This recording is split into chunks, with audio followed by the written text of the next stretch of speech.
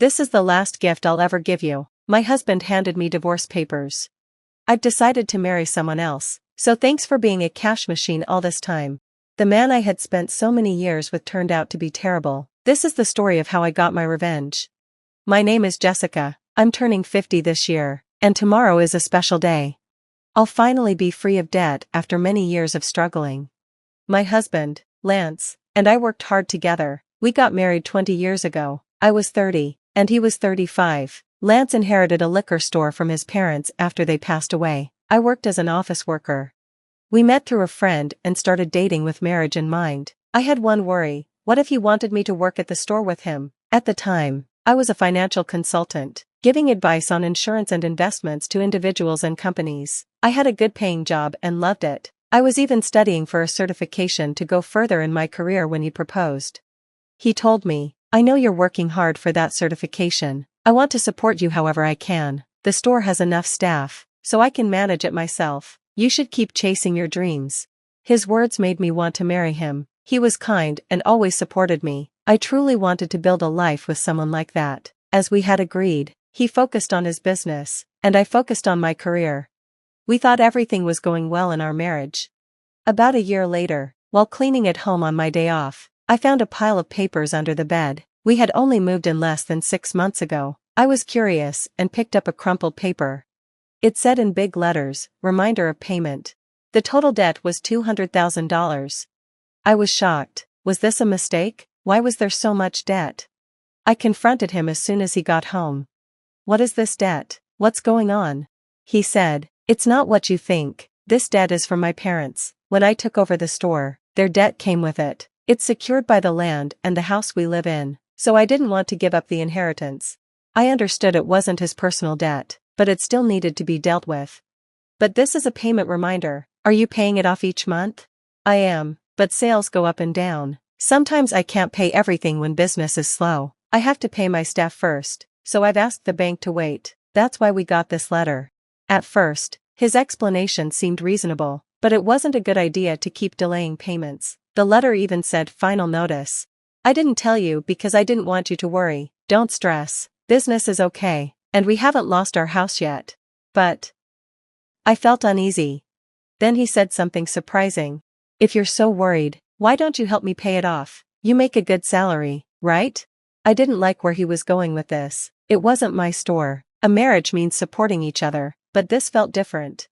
"Would you be okay if my store went out of business? It would affect a lot of people." He was right. His store was important to the community, especially since there weren't many shops around. They sold fresh food and even delivered to homes. I had visited the store a few times, and it was always busy. Some customers had even said they were grateful for it. "Please, honey, I'm working hard to keep the store going. Help me pay off the debt." I admired his dedication. I didn't want to see his store close, so I agreed. "Okay, I'll pay what I can from my salary each month. You focus on managing the store." I was happy he relied on me, but this was just the beginning of a change in him. 3 years later, he often came home late. "Where were you?" I asked. "Out drinking with customers again?" "Yeah, just a few drinks. Did you make the payment this month?" He started talking to me like he was giving orders. At first, I didn't think much of it, but it started bothering me after a while. He acted like it was normal for me to pay off his debt. By the way, Matt has a 3rd kid now. I envy him. Matt was Lance's friend from high school. He also had his own business. Just like Lance, his wife worked at the store with him. "I've been meaning to talk to you about that," I said, holding in what I had been thinking for a while. "Don't you think it's time for us to start a family?" His reaction was cold. "A baby? My business is just starting to grow, and we're still in debt. How can we be so careless?" That was his answer. I tried to hold back my frustration. "Matt has 3 kids now, right? We can manage 1, 2. His parents are still doing well, and his wife works at the store with him. They're different from us." I couldn't argue with that. I always thought I'd have children after getting married, but my dream was crushed easily. "So, we can have a baby after I pay off your debts," he said. "Well, I guess that's how it will be. If you make a lot of money and pay off the debts quickly, maybe I'll think about it." His rude smile made me feel sick, but I was so focused on paying off the debt that I didn't think about how wrong it was, how foolish I was. Even though it was an unfair demand, I still wanted to have a family, so I didn't question it. I just kept working hard for Lance. I took extra qualifications, passed exams, and worked for a raise. I started earning much more than most women my age. I even paid off more of the debt early, but it still wasn't disappearing quickly. Before I knew it, I was 40. I had to give up on having children. I told myself I still had my husband, and that was enough. He relied on me, and I was willing to do anything for him. As long as I believed that, I felt happy. But as time went on, Lance started coming home later and later. Some days, he didn't come home until the morning. I would be working at the store, and it would be sunrise before I realized it. One day, I had to go out with a customer, and by the time I got back, it was already morning. When I saw him working so hard to keep the store going, I felt like I had to do my best as his wife too. We were in this together, working for a better future. The months and years passed, and finally, the day came. I was about to make the last payment the next day. For all these years, I had given up on things like vacations or nice dinners to pay off the debt, but now, it was finally over. I could spend my money the way I wanted. I realized that since I got married, I'd focused too much on money. We had never taken a real vacation or gone to a fancy restaurant. Now, in my 50s, I hoped I could finally enjoy those things. The day the last payment was due, I took a day off. I cooked a special dinner, more luxurious than usual, opened a bottle of wine, and even baked Lance's favorite chocolate cake. I wanted to celebrate finally being debt-free together. When he came home, I laid everything out on the table and said, "Finally, it feels like it's been a long time. But these 20 years have gone by so fast, don't you think, honey?" He was trembling and kept his head down. I thought he might be crying out of happiness. But then, to my shock, he started laughing in a way I had never heard before. "What the hell is going on? Are you okay?" I asked. And then, the man who I had been married to for so long said the most outrageous thing. "You're dismissed now. I'm thankful for the last 20 years. Thanks to you paying off all my debt. I'm free now. Great job. I don't need you anymore." "What are you talking about?" I didn't understand what he meant. Then, he pulled something out of his bag. "This is my last present to you," he said, handing me a divorce petition. It hit me like a punch in the stomach. He proudly continued, "I've decided to marry someone else, so you're no longer useful to me. Thanks for being my cash machine." "You're getting remarried? Have you been cheating on me this whole time?" I asked, thinking back to how he always came home late, saying he was working or socializing, while I worked hard to pay off his debt, but his expression stayed smug. "I'll never read that. Unfaithful? I already have someone else in mind. I want a divorce and to marry her. That's why I've been waiting for you to pay off my debt." Tears started to form in my eyes, and I felt even more heartbroken looking at the meal I had prepared. "Get out of here," he said, handing me the divorce papers. My blood began to boil faster than my sadness or frustration could take over. "Okay, but you won't regret it," I said through clenched teeth. "No, I won't. Why would I regret divorcing an old hag like you?" "An old hag?" I was stunned. If anyone was the old fool here, it was him. Did he think he was still young? His ridiculous words helped me snap out of my shock. I took the divorce papers. "I'm taking these with me for now, and I'll be in touch." I packed my things and left the house. How could my 20 years of marriage end so easily, alone? I finally cried out of emptiness and frustration. Then I called my attorney to start the divorce process and had him send the papers to Lance. I also asked for information on his new bride-to-be. Not long after, I got a call from him. "Hey Jessica, what the hell is this document?" He sounded furious. I could picture his face turning red even over the phone, but I stayed calm. "That's a divorce agreement. What about it?" "I know what it is, but why am I being asked to pay you back?" He sounded shocked and kept yelling, "This is crazy. This isn't right." He was talking about the part where he had to repay the money I paid off for him. You did it out of your kindness, didn't you? Why are you bringing it up now?" he complained. "What do you mean? I did it as your wife, but if we're divorcing, that's a different story." It finally clicked for him. As soon as he asked for a divorce, I knew I'd have him pay back what he owed. My job as a financial consultant had given me connections, and I knew just what to do. I contacted experienced lawyers right away. The total amount, including the interest I paid for him, was just over $300,000. I was determined to get it back. He must have realized how serious I was when he saw the lawyer's name on the papers. He probably thought he could get rid of his wife without paying anything. How ridiculous. "You know I don't have that much money," he said. "Well, then why don't you sell the store?" I asked. "If I sell the store, I'll have nothing left." "You're only 55, you could still get a job. Come on, stop whining." The conversation made no sense. I almost wanted to hang up, but there was one last thing I needed to ask. "By the way, how's your new bride-to-be?" "None of your business," he snapped. I couldn't help but laugh at his rude tone. "Sounds like you've got a lot going on. Good luck." Then I hung up the phone. "Wait a minute, I've decided not to marry her. We can start over." For some reason, Lance begged me to reconsider. I yelled my final words at him and hung up the phone. "Start over? Don't kill yourself. I don't want you." I had been married to this man for 20 years. I wondered if I looked more foolish than him in the eyes of others. I had truly respected him until the divorce came up. I had watched him work hard for the store and for his customers, and I wanted to support him. But 20 years later, I realized he was just a fool. The idea of remarriage he mentioned was all part of his selfishness. It started when he began flirting with a university student working part-time. "You're so cute, Melissa. Will you be my wife?" She played along and jokingly responded, "Well, I'd think about it if you let me be a full-time housewife." The truth was, she never took him seriously. Marrying a man almost 40 years her senior was just a joke to her, but Lance thought she was being serious. When he kept pressing her, her parents had to intervene and place a restraining order against him. When I read the investigator's report, I laughed so hard I could barely breathe.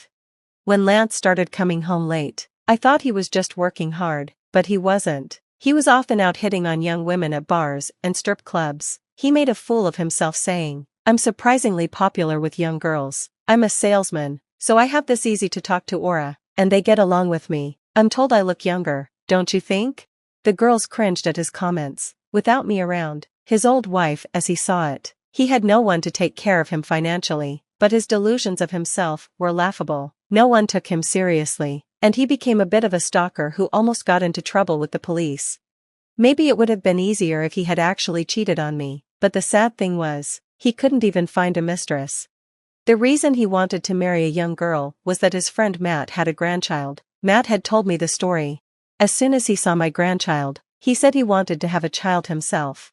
I scolded him for saying such a thing. He had been depending on me to clear his debts, and I was harsh with him, but I had no idea the depths of his foolishness. It was all about his self-image, and I was glad I didn't waste my golden years with him. I finally learned that I mattered more than he ever did. The divorce was finalized. The division of property wasn't clear, and Lance tried to negotiate in his favor, but my attorney was well known, and Lance quickly gave up. I wondered how such a gutless man had managed to run a business for so long. In the end, he sold the store to pay me back. His employees had already abandoned him, so no one was hurt by the sale. Customers who had once supported him were shocked when they learned the reason he was selling the store was to pay his ex-wife.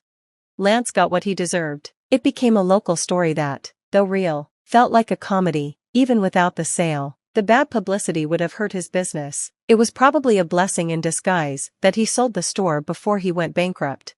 The money from the sale wasn't enough to cover the full debt. Lance still works part-time jobs to pay me back. Sometimes, I get messages from him. "It was all my fault. Can we get back together?" I laugh now, remembering how Matt was so proud of his grandchild. Lance, after all this time, still tried to get back into my life. Even after I blocked his number, he kept calling from different phones. "If you contact your ex-wife any further, we'll file a restraining order." I had my attorney send him a warning. The call stopped. As usual, he was terrified of the attorney. Now, guess what I do for work? I'm a marriage counselor. At 50, I decided to try something new. A friend of mine opened a matchmaking business, and I joined her. While helping singles find love, I also advise couples on financial matters, insurance, and more. It's been a hit, and our membership grew quickly. Couples who want honest, thorough discussions about their relationships appreciate our unique services. After everything I went through, I don't want others to make the same mistakes I did. My salary is a little lower than before, but I enjoy helping others find happiness. I found mine after leaving my ex-husband. Today, I'm focused on being a bridge to someone else's happiness.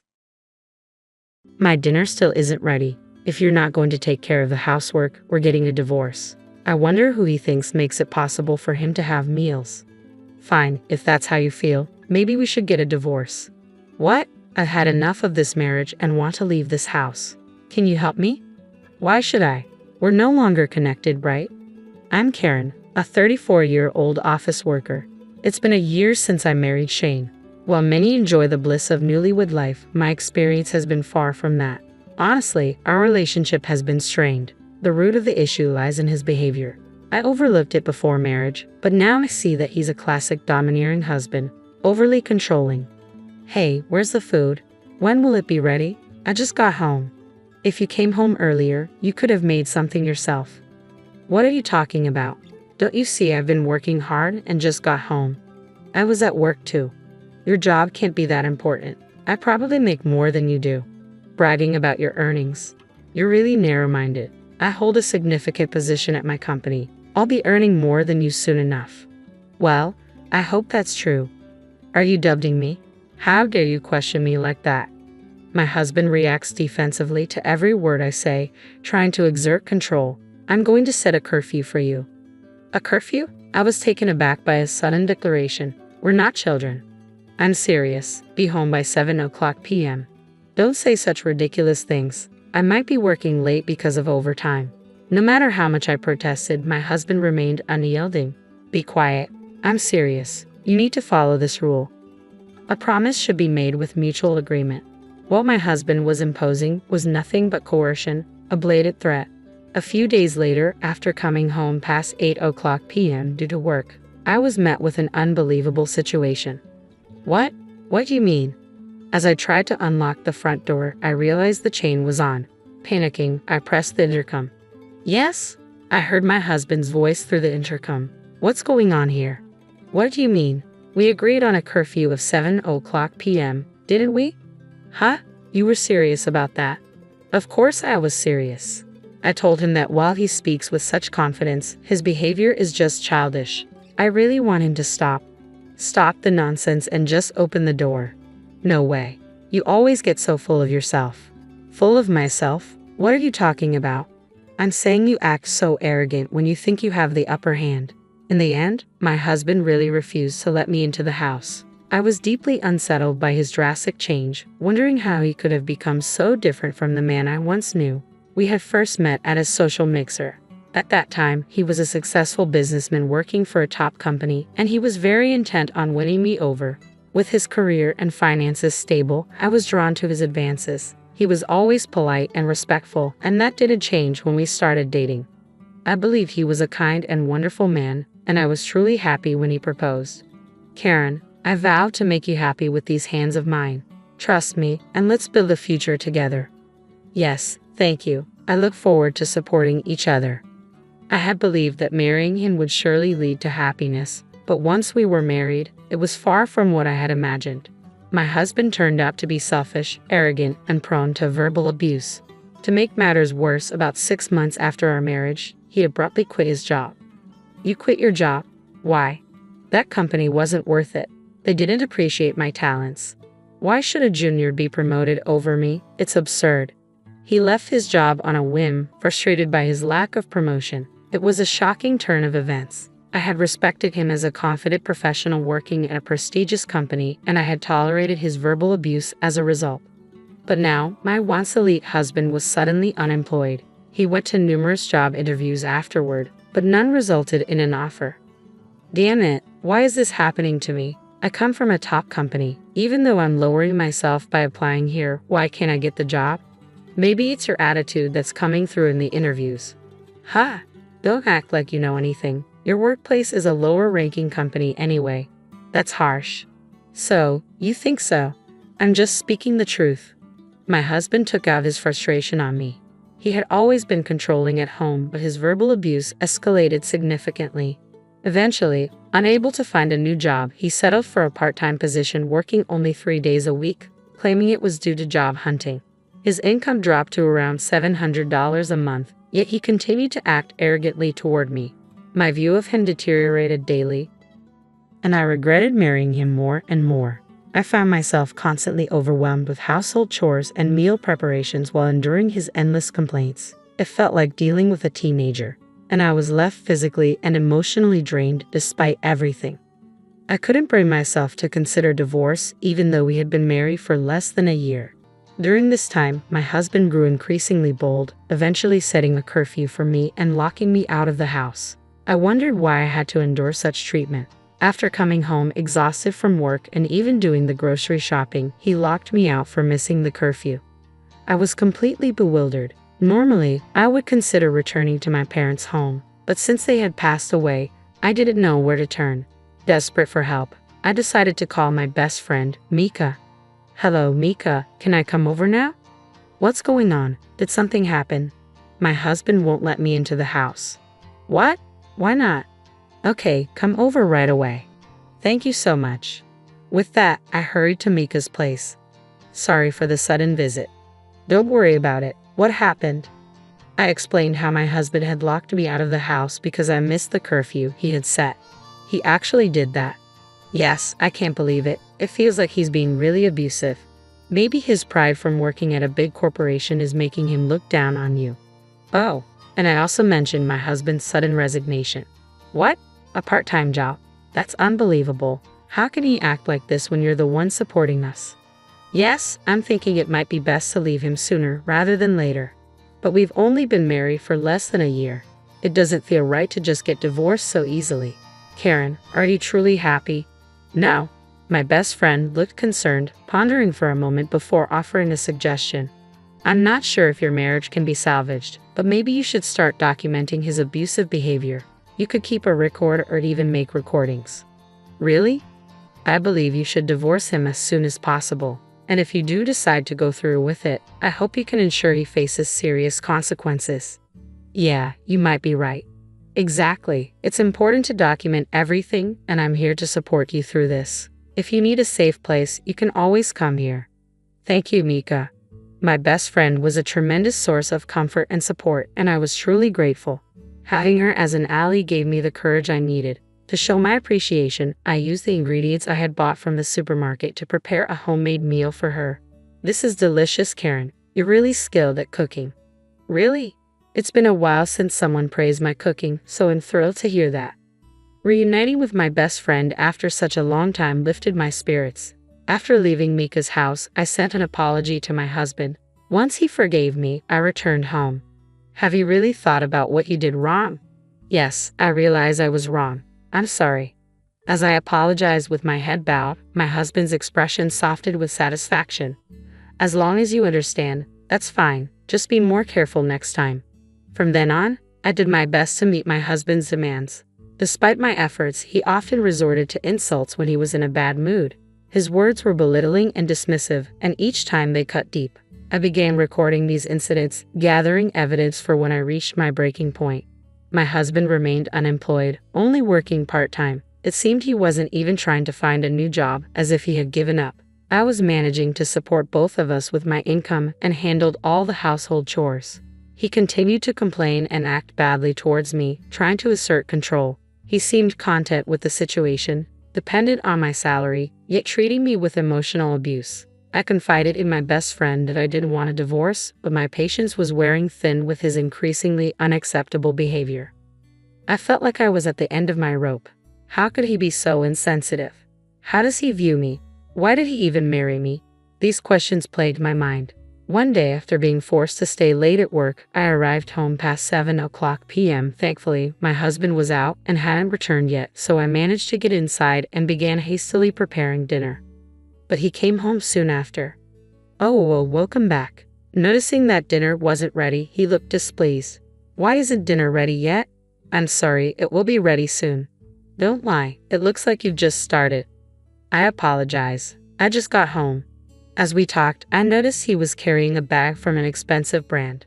While I was working hard, he had been leisurely spending on luxury goods. His selfishness was infuriating and inexcusable. Despite this, he continued to berate me, completely disregarding my feelings. "Are you incapable of learning, or are you deliberately trying to provoke me? You incompetent fool. If you neglect the household, we'll get a divorce. Do you understand?" In that moment, my patience snapped. Did he really think he was entitled to a meal provided by someone he treated so poorly?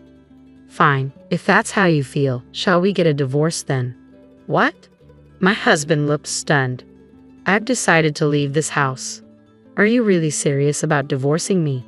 Yes, I can't continue with you. You're superficial, useless, arrogant, and the worst partner I've ever had.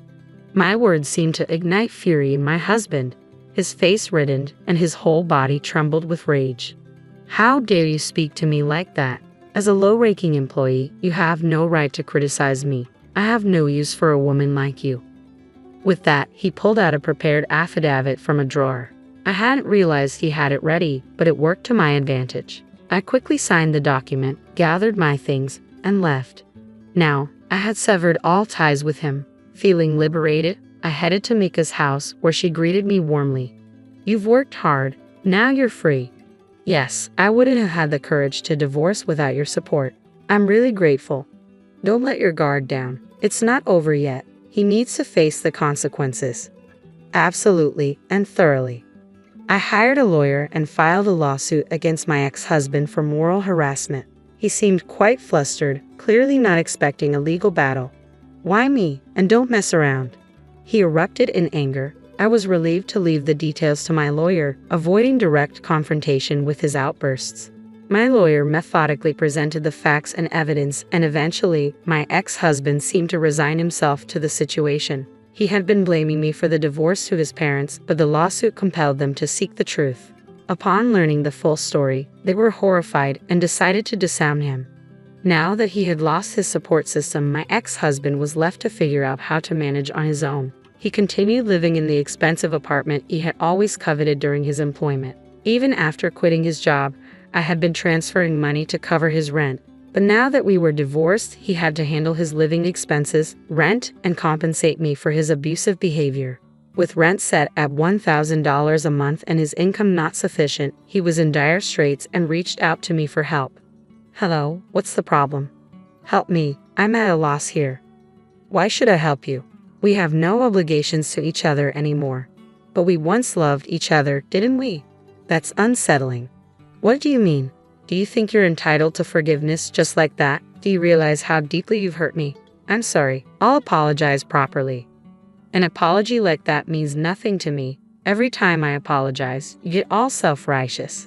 It's clear you have no respect for me. Just so you know, my salary has increased. I'm now earning more than you ever did as a full-time employee. What? You used to belittle me for being in a lower position, but it turns out you were the one in a weaker position. Your contentment with a part-time job and failure to find a new full-time role only highlights your own shortcomings. No way. My ex-husband was shattered to discover that he was now inferior to me, someone he had once looked down upon. There's nothing more to discuss. If you contact me again, I'll report you to the police. Hey, wait. I declared this firmly, ignoring his pleas and ending the call. I had already blocked his number and intended to sever all ties with him. Later, I learned from my former in-laws that he had settled his unpaid rent with a loan and moved out of his apartment. He is now working full-time and living in a more affordable place. Despite this, he continues to make alimony payments to me on time, indicating that he's working hard with a renewed sense of purpose. However, that doesn't mean I have any desire to reconcile. I am now living in a spacious new flat with my best friend Mika. We fill our days with fun, conversations, evening drinks, and a peaceful, fulfilling life. I am deeply grateful to Mika for her support and plan to give her a special gift as a token of my appreciation.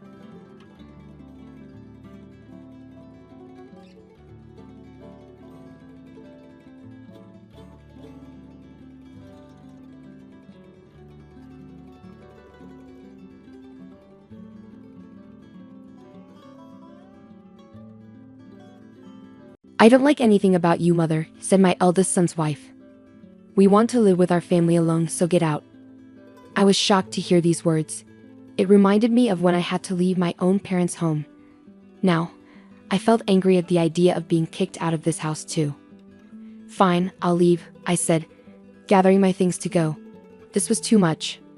I was determined never to forgive my eldest son's wife. It was time to put my plan into action. So, my name is Sandra Clark, and I'm 61 years old this year. I'm technically retired, but I'm still lucky enough to have some work. I don't go to the office every day anymore. Sometimes I drop by and attend meetings, but mostly I work from home. My oldest son seems to think I'm not working anymore, which isn't true. I became a widow when I was in my 40s. Right now, I live with my oldest son and his wife. Our family home has been in our family for a long time. It's a bit old and needs some fixing up, but I've always loved it. That's why leaving was hard. I've never had to worry much about money. My late husband's insurance money is still mostly untouched. I've been able to live comfortably without worrying about my future. Even though it might seem like I have an easy life, there are some things that bother me. It's mostly my oldest son's wife, Jessica. She's strong-willed and we often clash. This tension didn't just start recently. It goes back to when she first told us they were getting married. I still remember the outfit she wore when she first came to meet us. She showed up in a tracksuit that looked like something she wore back in high school. She said she wanted to be real with us, but I couldn't help but find it a bit odd. It's not exactly lying, but it felt like she was trying too hard to prove something. She's also very argumentative and smart, which can be challenging. I couldn't understand why my oldest son chose her as his partner. Later, I found out that Jessica was the one who pursued him. She's bold, I'll give her that, and she's attractive too. I think my son, who's a bit naive and sheltered, fell for her charm. Even after they decided to marry, things didn't change much. To put it nicely, she's straightforward. To be blunt, sometimes she lacks common sense in how she acts. I really wanted to object to their marriage, but I reminded myself that it's what my son wanted, so I kept my peace. And now, we're facing the consequences of that decision. After my son and Jessica got married, he insisted that we all live together in our family home. I thought Jessica might disagree, but she was actually okay with the idea. It didn't take long for me to understand why. However, once we started living together, Jessica never lifted a finger to help with household chores. She left everything for me to do, cleaning, laundry, cooking, despite being a full-time housewife herself. She had quit her job when they got married.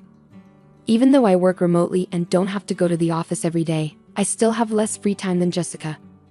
While I'm working on my computer, Jessica would make comments belittling my work, saying I'm just goofing off. At first, I brushed it off to avoid arguments, but it bothered me more and more as it kept happening. Jessica, since you have some free time, could you help out with the cleaning? I asked, noticing her lounging and watching TV. She looked at me with disgust, sighed dramatically, and replied, I don't do housework for your own good, mother. Can't you see that? It's a shame you don't appreciate my consideration. She had this strange theory where she believed if she did the housework, it would be bad for my health. According to her, seniors need to stay active, and doing chores would make me sedentary and possibly lead to dementia. So she was actually doing me a favor by letting me handle everything. Her reasoning was so bizarre it gave me a headache. Then she said something even more shocking. I agreed to live together to keep you from slacking off, mother. She said it with a half smile, leaving me speechless. I regretted agreeing to live together more and more every day.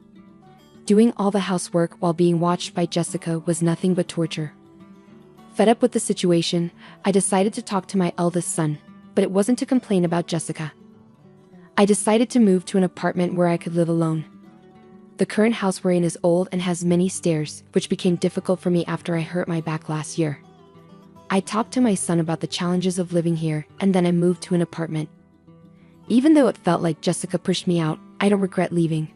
The new apartment is a rental. It might be a bit big for just me, but I got a room big enough for my grandchildren to stay in the future. I had the inside designed just the way I like it, and it felt like my own little castle. But my happiness didn't last long because Jessica started coming over every day and staying until late. The new apartment is really nice, huh? Maybe too big for you, Mom? Jessica said, lounging on the couch. Why don't you come back to your old home and do the chores? It's for your health and longevity. It's unbelievable that Jessica is telling me to go back to the old house and do the chores. During the day, she's so self-centered, it's overwhelming. I've already moved out. You need to take responsibility as the wife. I handle all the chores here, and my health checkups are always fine, Jessica. You don't need to worry about me. But Jessica just turned away, ignoring my words. Ignoring anything inconvenient was her usual tactic. Yet, she kept coming to my apartment every day. Just recently, she said it's too much trouble to go back home and ended up spending the night. My parents' house and this apartment are only about a 15-minute walk apart. It was my eldest son who suggested I live closer to my parents' house because he was concerned. His concern made me a little sad to leave the old house. One day, after I had been out for work-related errands, I came back in the evening to a surprise. To my shock, Jessica had let herself into my apartment. It seemed she used the spare key I had given to my son without my knowledge. Welcome back, she said, lying on the floor in front of the TV without even bothering to get up. Jessica, that spare key is for emergencies only, not for you to come in whenever I'm not home. I felt uneasy knowing she had been in my apartment while I was away. It was the first time I firmly told her so. She seemed surprised, as I usually let things slide quickly. She gave me an annoyed look, but I stood my ground.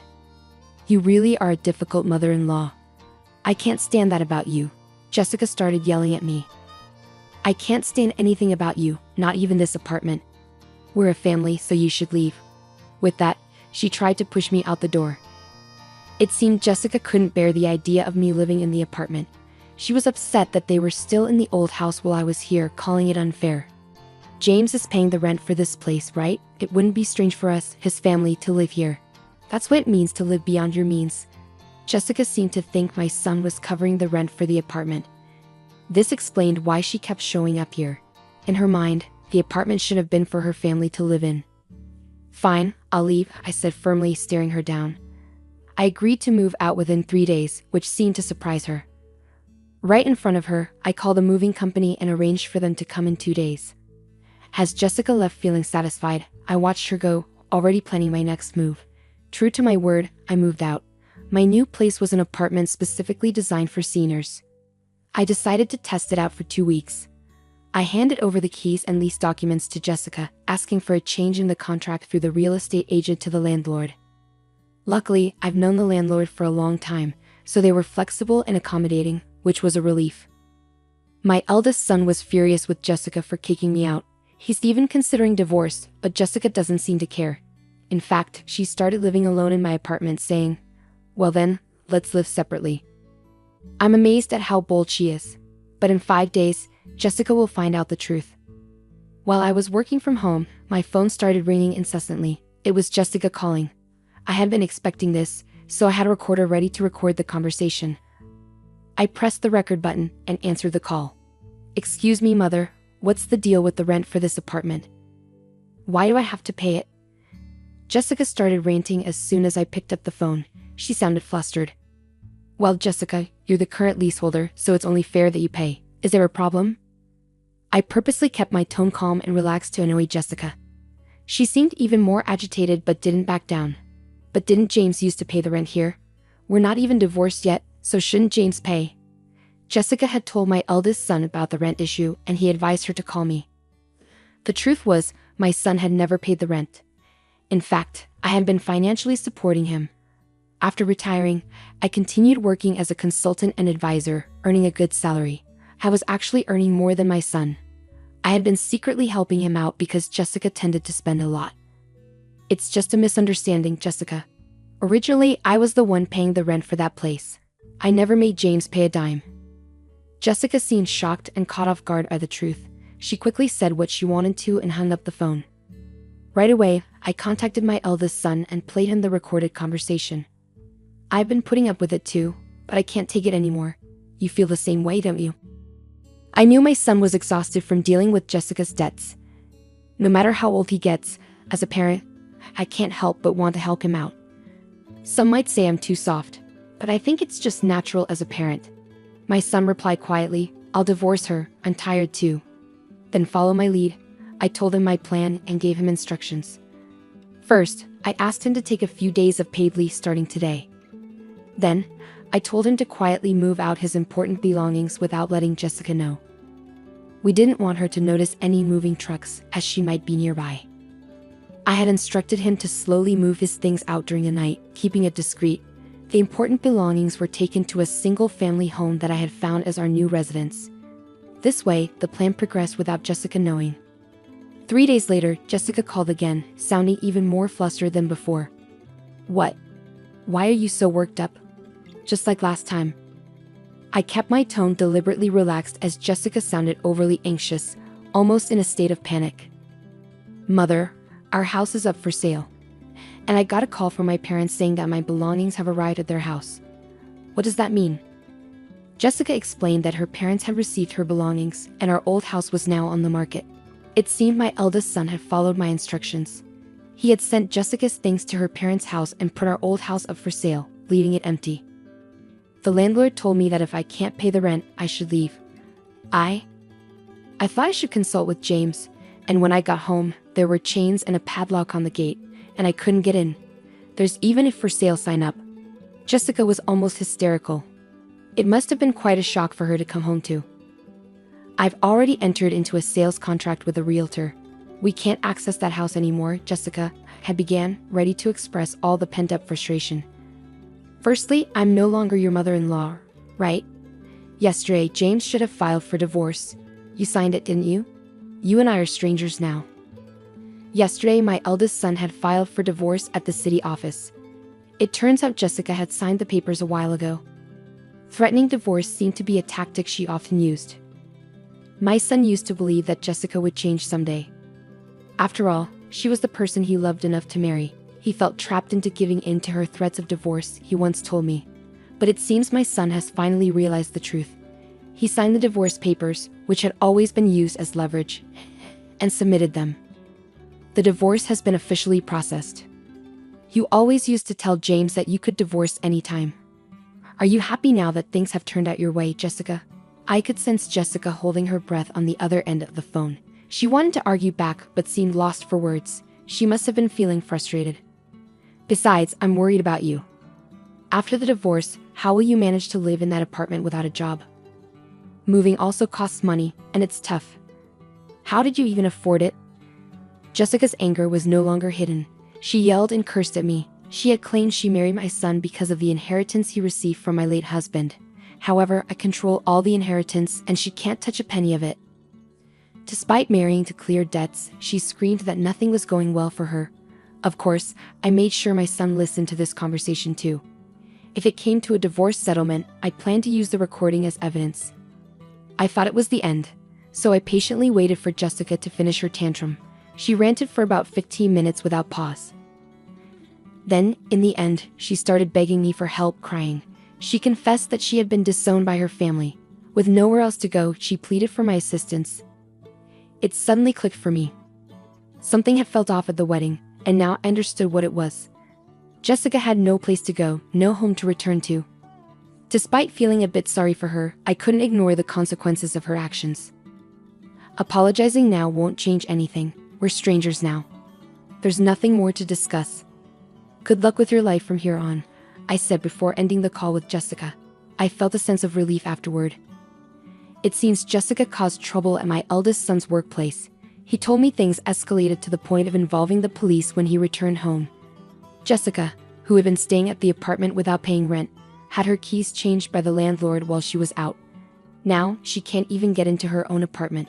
She might have tried to contact me or my son, but we had canceled our phones and got new ones with new numbers. I can only imagine the despair she felt when she realized she couldn't reach us no matter how many times she tried. We didn't give her our new address either, so she can't reach us that way.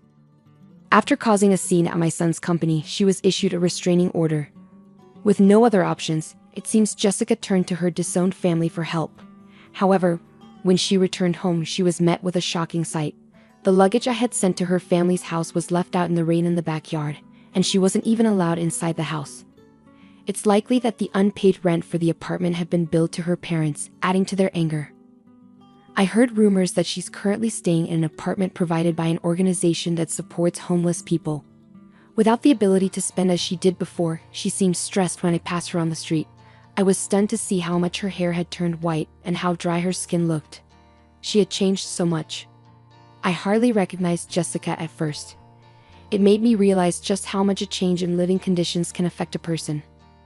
I've started a new life in the house I bought with my late husband's inheritance. It's a duplex, so my son can remarry whenever he wants. For now, he joins me for dinner, but otherwise, he takes care of his own things. I've found that this distance works well for us. The money from selling my parents' home is safe for future needs. I plan to use it for my son and his future wife when they marry. And of course, I'll keep some aside for any future grandchildren. I'm thinking of creating the English garden I've always dreamed of in my new home. On days when I'm not working, I spend time in the garden, caring for the young trees and herbs. This new life, filled with hope, has become my daily routine.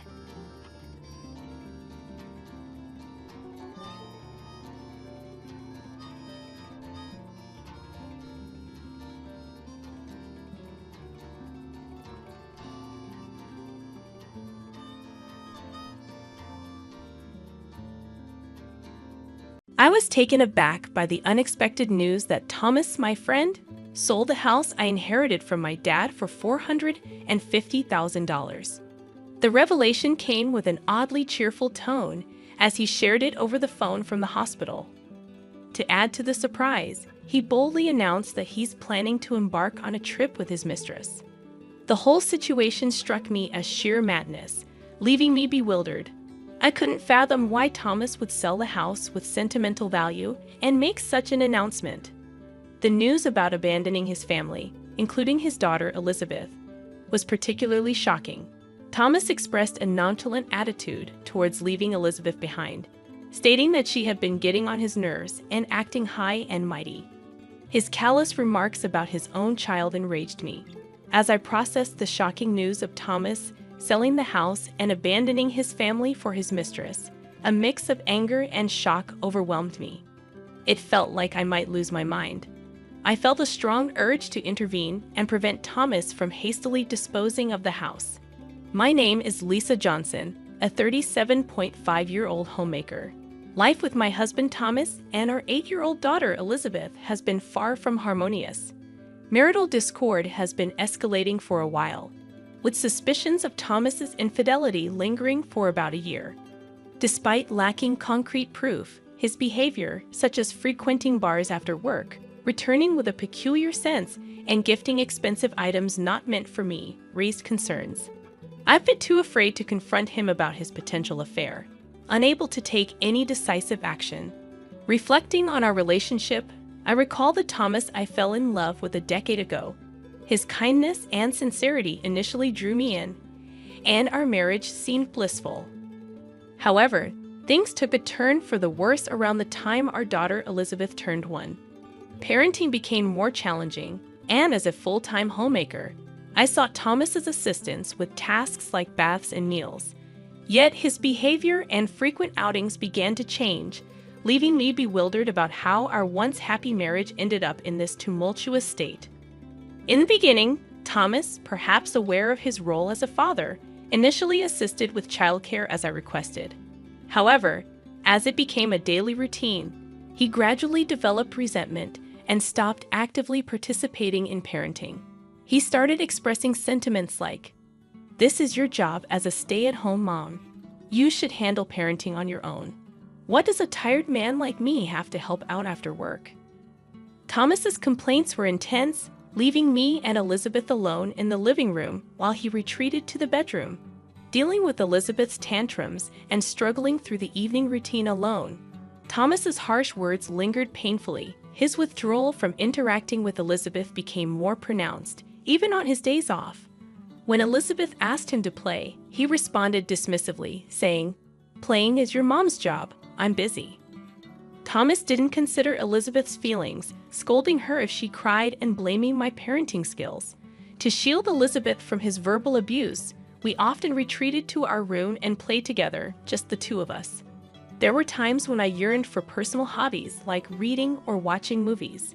However, living with Elizabeth around the clock left little time for myself, while Thomas indulged in his horse racing hobby. The situation felt unfair, but I couldn't complain as our household relied on Thomas's income.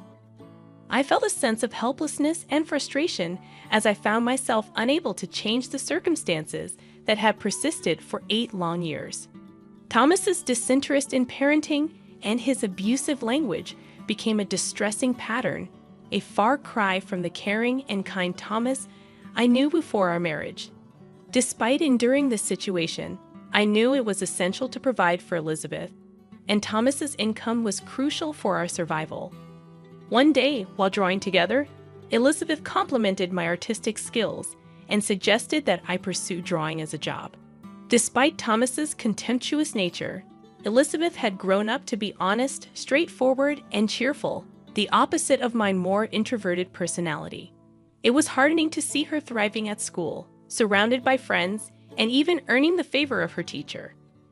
Elizabeth's compliments about my drawings filled me with pride and confidence, reminding me that she paid attention to me and appreciated my efforts.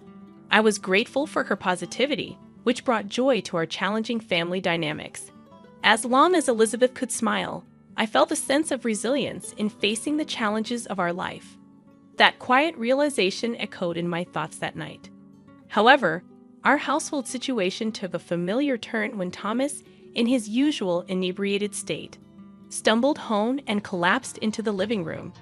His drinking habits had escalated lately, becoming a source of increasing concern. Sighing, I began the routine of peeling his jacket off his slumped body. In the process, a piece of paper fell from a pocket that typically housed only keys. Upon closer scrutiny, it revealed itself as a receipt from a motel. Unmistakable evidence confirming the suspicions I had only held vaguely until then.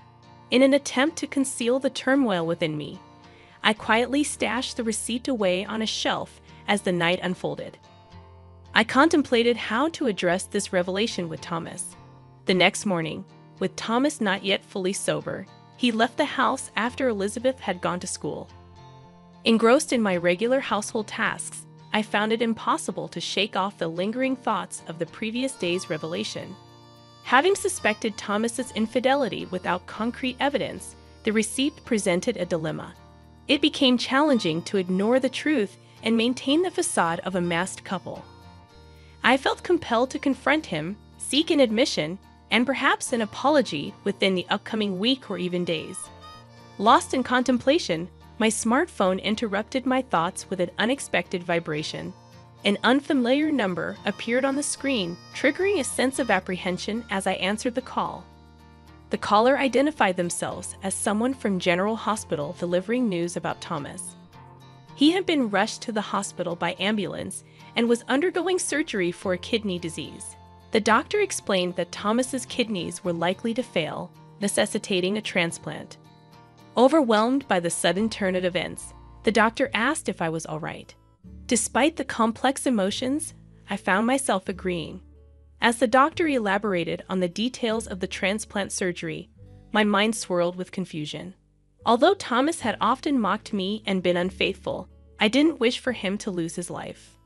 That night, I held on to the hope for Thomas's recovery. My thoughts centered around his impending transplant surgery. As weeks passed, news about potential kidney transplant candidates within the family emerged. Surprisingly, I turned out to be the best match.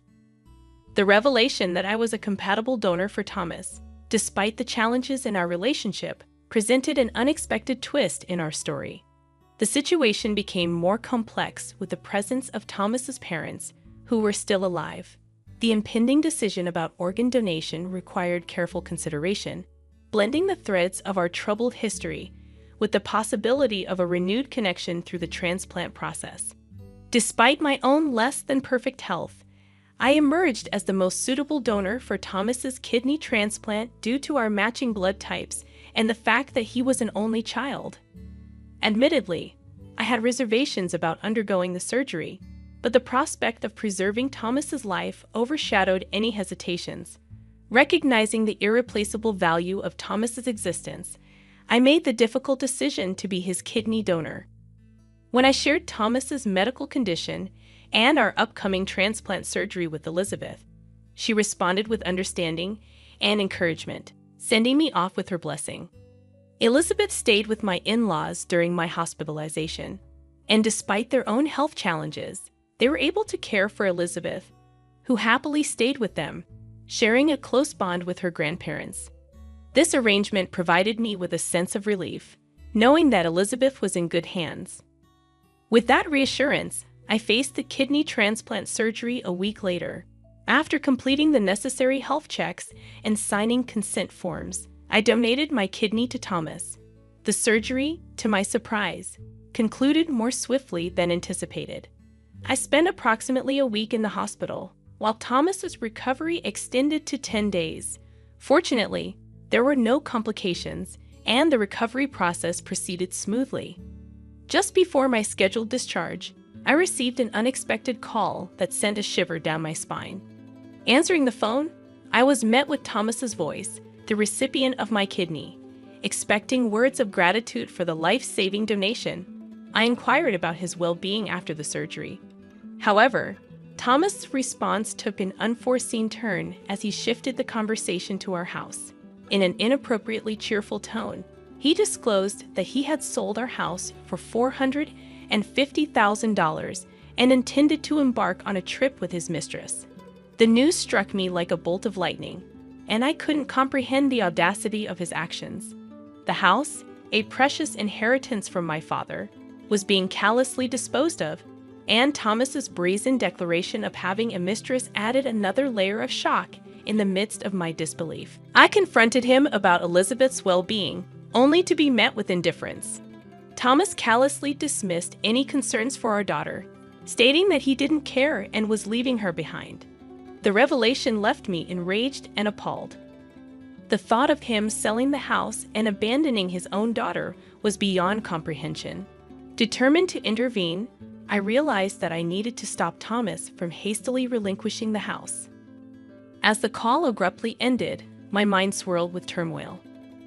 I was left grappling with the shocking news of Thomas's actions and contemplating how to prevent him from following through with his impulsive decisions.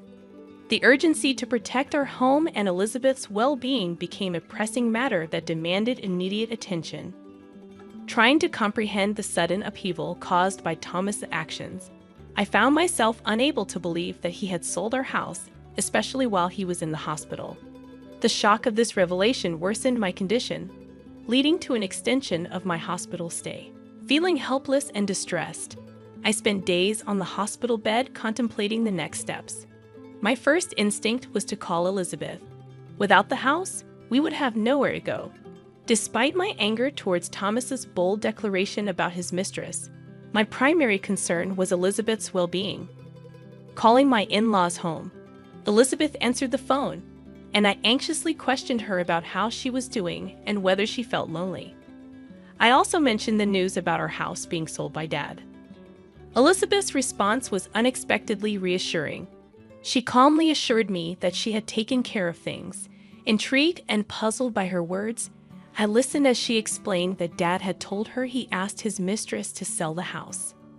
Elizabeth had navigated through this unexpected turn of events, leaving me surprised and proud of her maturity.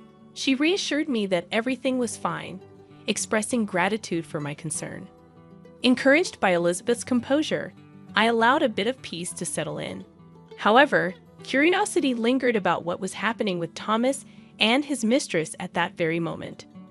Reminding myself of the importance of rest, I allowed sleep to claim me. After 3 days of recovery, I was discharged from the hospital and headed to my in-laws' house. Elizabeth greeted me with joy, and my mother-in-law smiled gently, expressing happiness at my return.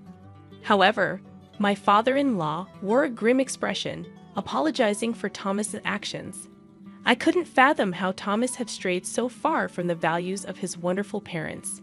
Despite the apology, I took some responsibility, acknowledging that perhaps I should have spoken up sooner.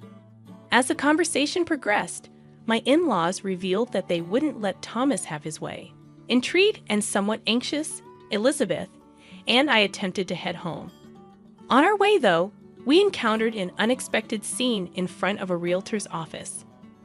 There, we witnessed a familiar yet disheveled Thomas and an unknown woman, presumably his mistress, engaged in a heated argument. Dressed in sweatpants with unkempt hair, Thomas was visibly distressed, while the mistress, wearing a short skirt with a single high heel and a bare face, expressed frustration about the house not being sold and the canceled purchase of $450,000. The chaotic scene unfolded before us, adding another layer of complexity to an already tumultuous situation. Thomas's enraged stomping and his mistress's screeching drew shocked looks from passersby. Elizabeth and I, equally surprised, approached them, seeking an explanation. Upon questioning Thomas about his actions, He and his mistress were visibly taken aback, gasping in surprise. Accusations were immediately thrown our way, with Thomas suggesting that I must have talked the buyer out of the deal. Dismissing their baseless claims and instinctively shielding Elizabeth behind me, I faced their accusations. The realtor, confused by the unfolding drama, reacted with disbelief upon learning that I was Thomas's wife. The cancellation of the house purchase had disrupted their plans, and Thomas, pointing at his mistress, claimed to still have debts from the money he spent on her. It slowly dawned on me that Thomas' intention was to sell the house to settle debts incurred for his mistress and secure a new place for both of them. The realization hit me like a wave. Thomas was fully aware that the house was a precious inheritance from my father. To think he would disregard Elizabeth and me, attempting to seize my most valuable asset, was beyond belief. Anger welled up within me as I confronted Thomas. Despite the critical situation, he continued to hurl insults, displaying a complete lack of decency. I pointed out the audacity of him trying to sell my house without discussion, emphasizing that I was the rightful owner. My anger intensified as I questioned whether he had forged documents to proceed with the sale. Furthermore, I revealed a surprising twist. Thomas had been bad-mouthing the supposed buyers of the house, unaware that they were his own parents. The revelation about my in-laws' involvement came from Elizabeth, who had spoken to them about Thomas's misdeeds. Infuriated by their son's actions, my in-laws decided to intervene to protect both Lisa and their good-hearted granddaughter Elizabeth. Elizabeth stepped forward confidently, explaining that her grandparents were well aware of the house's significance to me and disapproved of its easy sale. In a strategic move, they had pretended to buy the house before anyone else could. Thomas, desperate and defeated, unleashed a vulgar laugh and lashed out at Elizabeth and her grandparents. However, Elizabeth remained unfazed by his verbal assault, and in response, I retrieved a piece of paper from my bag and thrust it under Thomas's nose, ready to confront him with undeniable evidence. The unfolding drama showcased the complexities of family dynamics and the lengths one would go to protect the ones they love. Brandishing the divorce papers, I confronted Thomas with a resolute declaration: I want a divorce. However, instead of acknowledging the gravity of the situation, Thomas snorted and scoffed, questioning my ability to live without him. Unfazed by his arrogance, I decided it was time to dispel his misguided assumptions. Determined to shatter Thomas's illusions, I calmly informed him that I had a plan. You needn't worry. I'm going to receive a lifetime gift from your parents, I declared. The mention of a lifetime gift left Thomas and his mistress bewildered. I went on to explain that my in-laws, recognizing their declining health, wished to give me a portion of their assets before it was too late. Initially, I suggested that such a gift should go to Thomas. However, my in-laws insisted that I, as the one who had given them a lovely granddaughter, were more important to them than a son who couldn't even express gratitude for a life-saving organ donation. Grateful for their generosity, I accepted the lifetime gift, leaving Thomas pale and agitated. Outraged by the turn of events, Thomas protested, calling it dirty and unjust. He threatened to take the matter to court, but I calmly reminded him that it was his fault for spending all that money, and his parents had made a justified decision. Dismissing his threats, I questioned whether he even had the financial means to go to court, highlighting the consequences of his past betrayals. Closing the distance to Thomas and delivering the final blow, I made it clear that every penny of compensation for emotional distress and child support would be sought. Unleashing a stern warning, I stated that if he couldn't pay, I would chase him to the ends of the earth to collect. Thomas, desperate and shaken, begged for forgiveness, but it was too late. Glaring at him with unwavering determination, I declared that I would pursue every avenue to hold him accountable for insulting Elizabeth and me. As Thomas and his mistress screamed and ran away, the realtor who had witnessed the entire confrontation expressed gratitude for the resolution. Acknowledging the awkwardness of the situation, I apologized for any trouble caused, ready to move forward with the next chapter of my life. Taking Elizabeth's hand, we headed home, and she expressed gratitude for standing up for her. A smile adorned Elizabeth's face, and in that moment, I made a silent vow to protect her for the rest of our lives. The divorce from Thomas unfolded without any significant issues, marking the end of a long-suffering marriage. Surprisingly, it was almost anticlimactic, prompting me to reflect on why I had endured everything until now. It became apparent that Thomas had invested a considerable amount of money into his affair and had resorted to borrowing funds from various sources. His mistress eventually left him, citing an inability to be with such a financially troubled man. Misfortunes seemed to converge for Thomas as his company had to cut back on staff due to a decrease in sales caused by material shortages. Working in the factory, Thomas was among the first to be laid off. While it may be inconvenient for him, it's challenging to believe he was laid off for no reason. It's likely that the company let go of those who underperformed or had poor conduct, which might have been the case for Thomas, given his demeanor at home. Now unemployed, he is scraping by with part-time jobs, lacking the energy to actively search for a new full-time position. His life seems bleak, having lost his job, lover, and wife. But there's little room for sympathy. Despite my efforts, including donating a part of my kidney to him, Thomas made a mockery of me. It appears that karma has caught up with him, and he should focus on working hard to pay off his debt. As for me, I've started doing illustration work, utilizing the assets I inherited from my in-laws. Initially inspired by Elizabeth's compliment about my drawing skills, I have received positive feedback from clients who appreciate the meticulous and skillful nature of my work. The plan is to increase my clientele and work diligently to provide a better life for Elizabeth.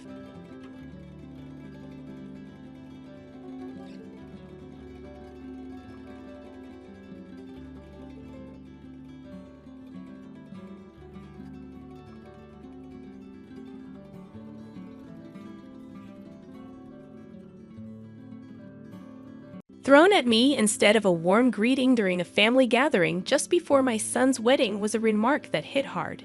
In front of me, a baguette from an upscale French restaurant rested on a glass plate, a symbol of unexpected humiliation served by my son's fiancé. I had raised my son, Christopher, on my own, and never did I imagine such a moment of degradation. As a 55-year-old housewife named So, widowed early in life, I had dedicated myself to nurturing Christopher. This year, he turned 25, graduated from college, and secured a job, becoming the pride of my life. Despite his success, he chose to continue living with me in the house left by his late father. I cherished the idea of spending more time with him. However, my world took an unexpected turn when Christopher revealed he had a girlfriend and intended to marry her. Initially shocked, I soon embraced the news with genuine joy, expressing my happiness at his growth. Christopher, still living with me, promised to bring her home soon, but the opportunity didn't materialize. Curiosity and anticipation built up in me, and when I finally asked about her, Christopher shared some details. Her name was Roy, 4 years older than him, and she worked as a tutor from a family of teachers. The revelation surprised me, and I wondered about their relationship, but I patiently waited to meet her. Time passed, and 2 months went by without a meeting. The absence of Roy started feeling intentional. Fate intervened when, by chance, I overheard a conversation during lunch. Seated back to back with a woman, she complained loudly about her upcoming family meeting before the wedding. Intrigued, I listened as she expressed a deliberate intention to delay meeting the family, wanting to test Christopher's commitment to their relationship and prove he was not a mama's boy. The unexpected encounter left me contemplating the dynamics at play, realizing that fate could be both intriguing and frightening. She said it, and I nearly turned around. Christopher's name echoed in the air, causing a slight dizziness. Her friend's advice to Roy, "You need to be more humble," confirmed the woman loudly discussing her future mother-in-law was none other than Christopher's fiancé. Holding my coffee cup, my hand trembled, and my friend, sensing my distress, asked if I was okay. I mechanically ate the recommended dessert, my mind fixated on escaping that place as quickly as possible. Unaware of my presence, Roy continued her complaints about her fiance's family. She belittled the concept of a single mother family, comparing it to her supposedly superior educational background. Roy labeled me a clinging mother and spoke about making Christopher abandon me after the wedding. Fear overwhelmed any anger I felt. The conflict between mother-in-law and daughter-in-law had begun prematurely. Even before the family meeting before the wedding, Roy showcased her disdain. Yet, she was the woman Christopher chose. I tried to reassure myself that there must be something wonderful about her. Back home, I attempted to calm my nerves, resolving not to tell Christopher about this incident. Alone, I stopped pushing him about the family meeting. I knew she had no intention of attending, and I refused to continuously be looked down upon by being too accommodating. Christopher sensed my change of heart, but didn't press further.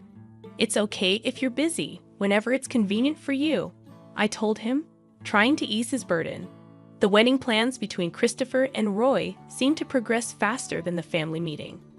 Spotting a wedding venue brochure on the living room table, I realized the countdown had begun. I contemplated speaking up about the wrong order of things, but refrained for my son's sake. Making a fuss would lead to accusations of being unable to let go or being a mama's boy. Faceless accusations that would upset me. Christopher was crucial to me, but he was an independent adult. I had refrained from interfering more than necessary, demonstrating my tolerance.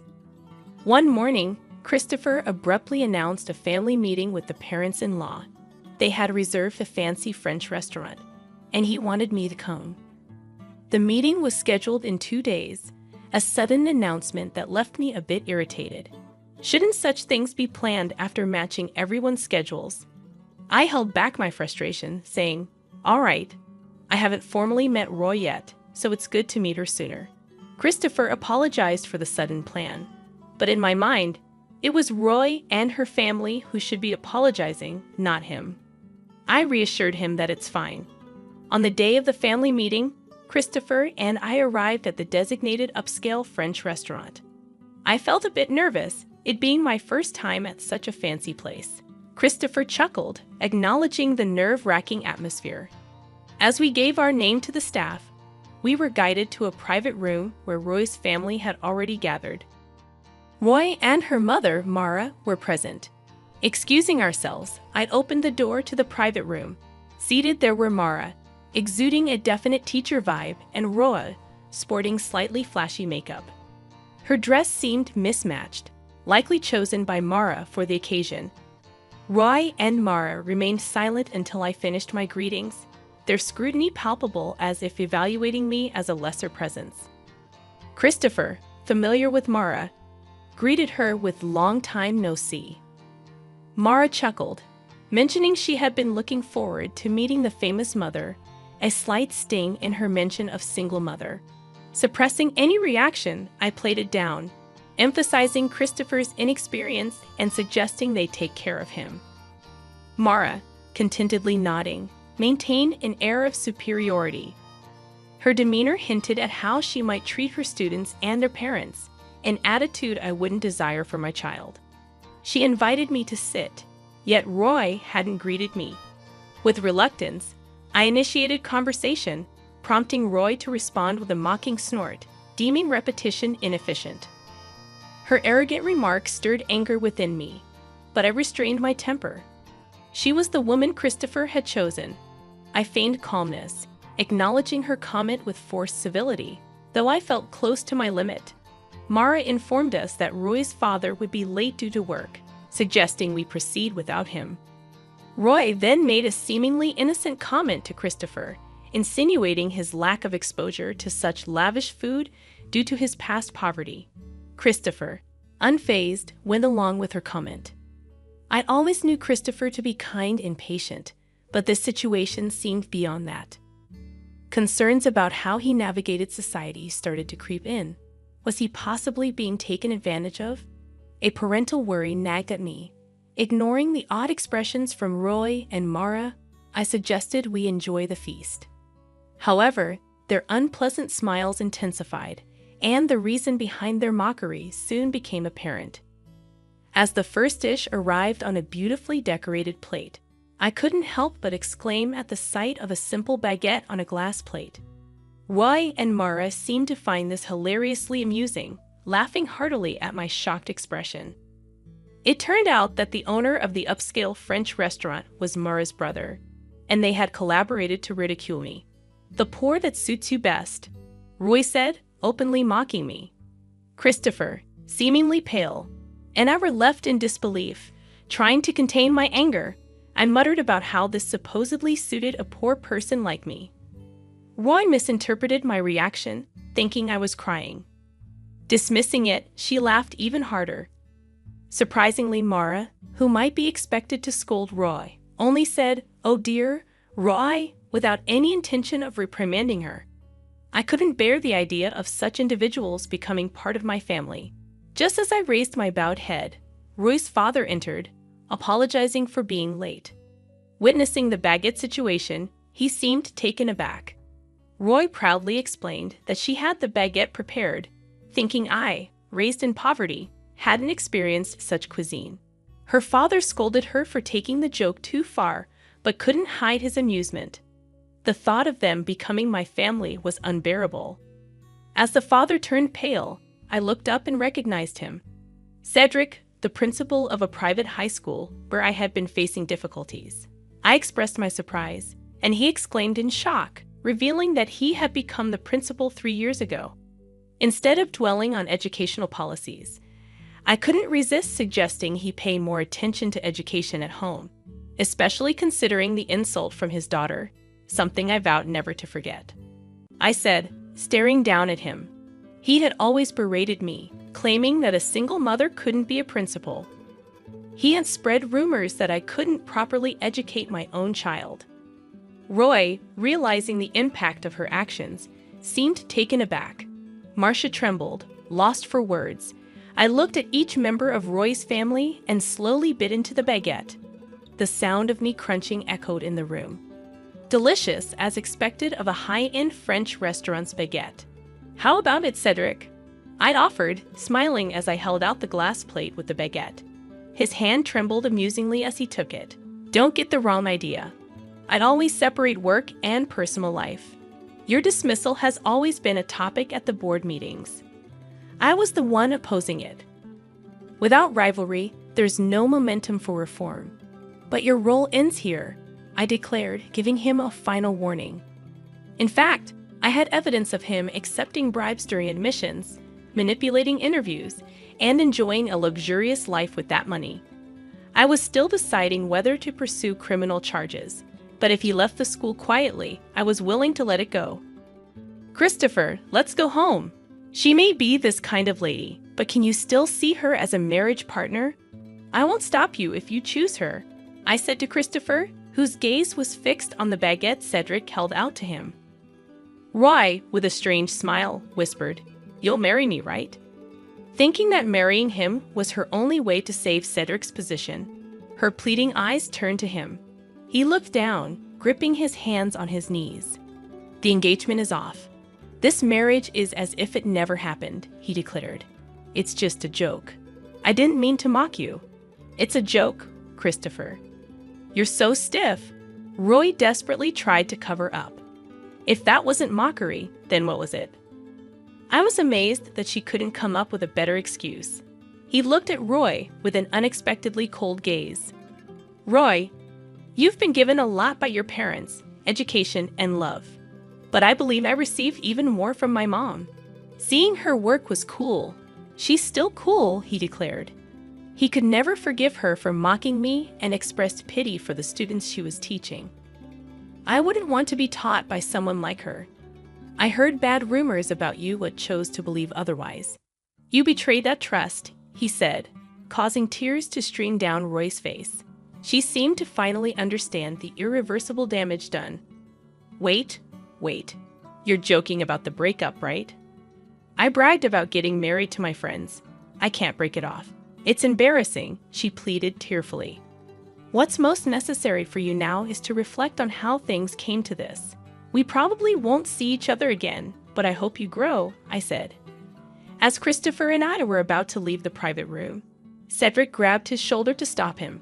Christopher shook off his hand as if it were something filthy. I've been patient, but let me say this clearly. What's wrong with being raised by a single mother? Did you see Roy's vulgar behavior? Raised by respectable parents, you should be more ashamed, he said firmly. Cedric had no response and looked down in shame. Roy's cries echoed in the private room as we left the restaurant. The moment we stepped outside, we heard Cedric's angry voice, probably yelling at Roy. Christopher, you need to be more discerning in choosing women. When I said that, he scratched his head and mumbled, It's embarrassing. Apparently, Roy had aggressively pursued him, and Christopher, who tends to be easily swayed, fell into that situation. It was clear that Roy saw an opportunity in him. Regardless, I expressed relief that everything came to light before the marriage as we headed home. The engagement ended amicably. Roy initially demanded compensation, but Christopher dismissed it logically, explaining to his lawyer that Roy was entirely to blame for the broken engagement. The compensation demand was dropped, and when threatened with a lawsuit, Roy quickly backed down. Perhaps her parents advised her not to escalate the situation further. Though I usually keep work and personal life separate, Cedric had to leave the school due to the bribery issue during admissions becoming public. Faced with the choice of leaving quietly or going to court, he opted for the former. Unemployed and desperately seeking a new job, he faced the challenge of overcoming the bad rumors that spread fast in the industry.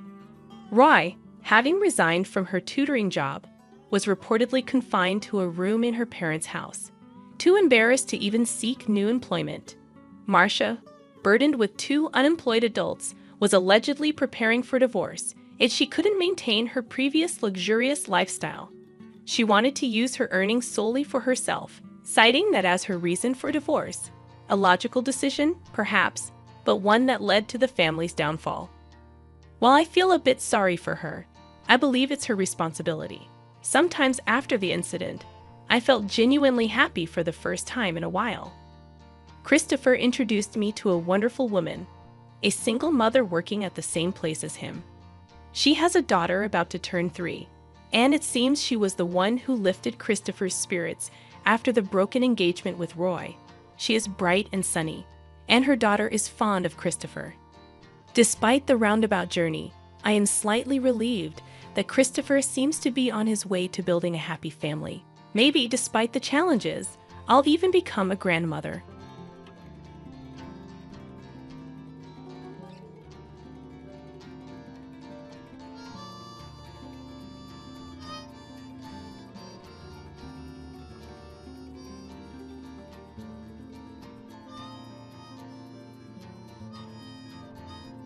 When a wife buys something, her husband thinks it belongs to him too. If he can't accept that, he suggests divorce. My husband Charles often tries to take things from me for no good reason. Once, he even wanted to give gifts I bought for my parents to his own family to make himself look good. When I confronted him about this, he looked shocked. Before I married Charles, my grandparents left me a valuable gift, a piece of property. They advised me to keep it a secret from Charles, even though he's my husband. They said I should keep quiet about having a source of income and enough money to live comfortably. I felt a bit sorry for Charles, but I chose to follow my grandparents' advice. After my grandfather, who had always taken care of me, passed away, I carried on with my life with Charles. Then, something happened. One day, when I checked the account where I saved money for our living expenses, I saw that $10,000 had been taken out. This account was mostly handled by me and meant to cover the cost of living that Charles and I shared. It was a significant amount, and I couldn't recall withdrawing it myself. It seemed inevitable that Charles was the one who had taken it out. That evening, when Charles returned home, I confronted him about it. Hey, $10,000 are gone from our living expenses account. Do you know what happened to the money? Yeah, I lent it to my mom. She was in some trouble, he replied casually, confirming that Charles had indeed lent the money to my mother-in-law, Lisa. And you didn't think to inform me beforehand? It's all right, though. It's money I earned, so it's not a big deal. We have savings, so losing that amount won't hurt us. If Lisa needed help, I understand why you did it. but it would have been nice to hear about it from you first. After all, the account is for both of us. If it had been his own personal account from when he was single, it would have been acceptable. But withdrawing a large sum from our joint account without discussing it was a bit too much.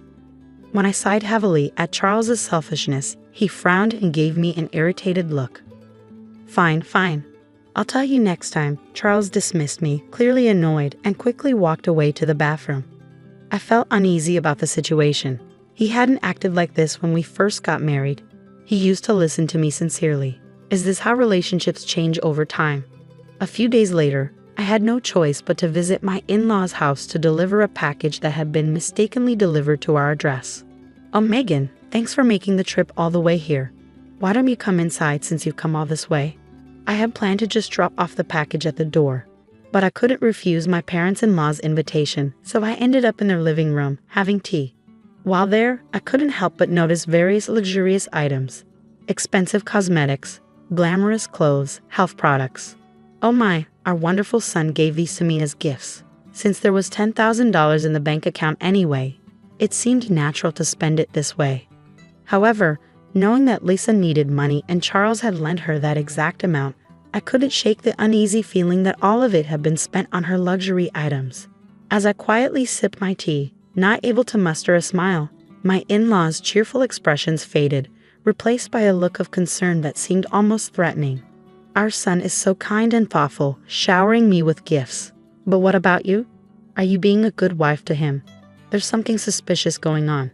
We've heard things, my father-in-law said, his tone implying accusation. He's always blamed by you for spending money on me, my mother-in-law chimed in. Now it all makes sense. They looked at me with apprehension, as if Charles had painted himself as a victim for doing something generous. I started feeling increasingly weary of both my in-laws and my husband. I never expected to be treated so poorly and overlooked like this. Finally, the idea of divorce began to take shape in my mind. I thought that if I left him, I could go back to my parents' home and use the savings from my passive income to help rebuild their lives. My parents' home is a 2-story house that was built over 30 years ago, before my brother was born. It used to accommodate our family of 5, but after my brother and I moved out, it became too large and difficult for my parents, who have trouble with their legs despite some modifications like ramps and handrails. A smaller single-story house would be much more suitable and comfortable for them. I immediately called my parents to discuss my plan to divorce Charles and rebuild their home. Surprisingly, they weren't shocked by the divorce news and were thrilled about the idea of renovating their house.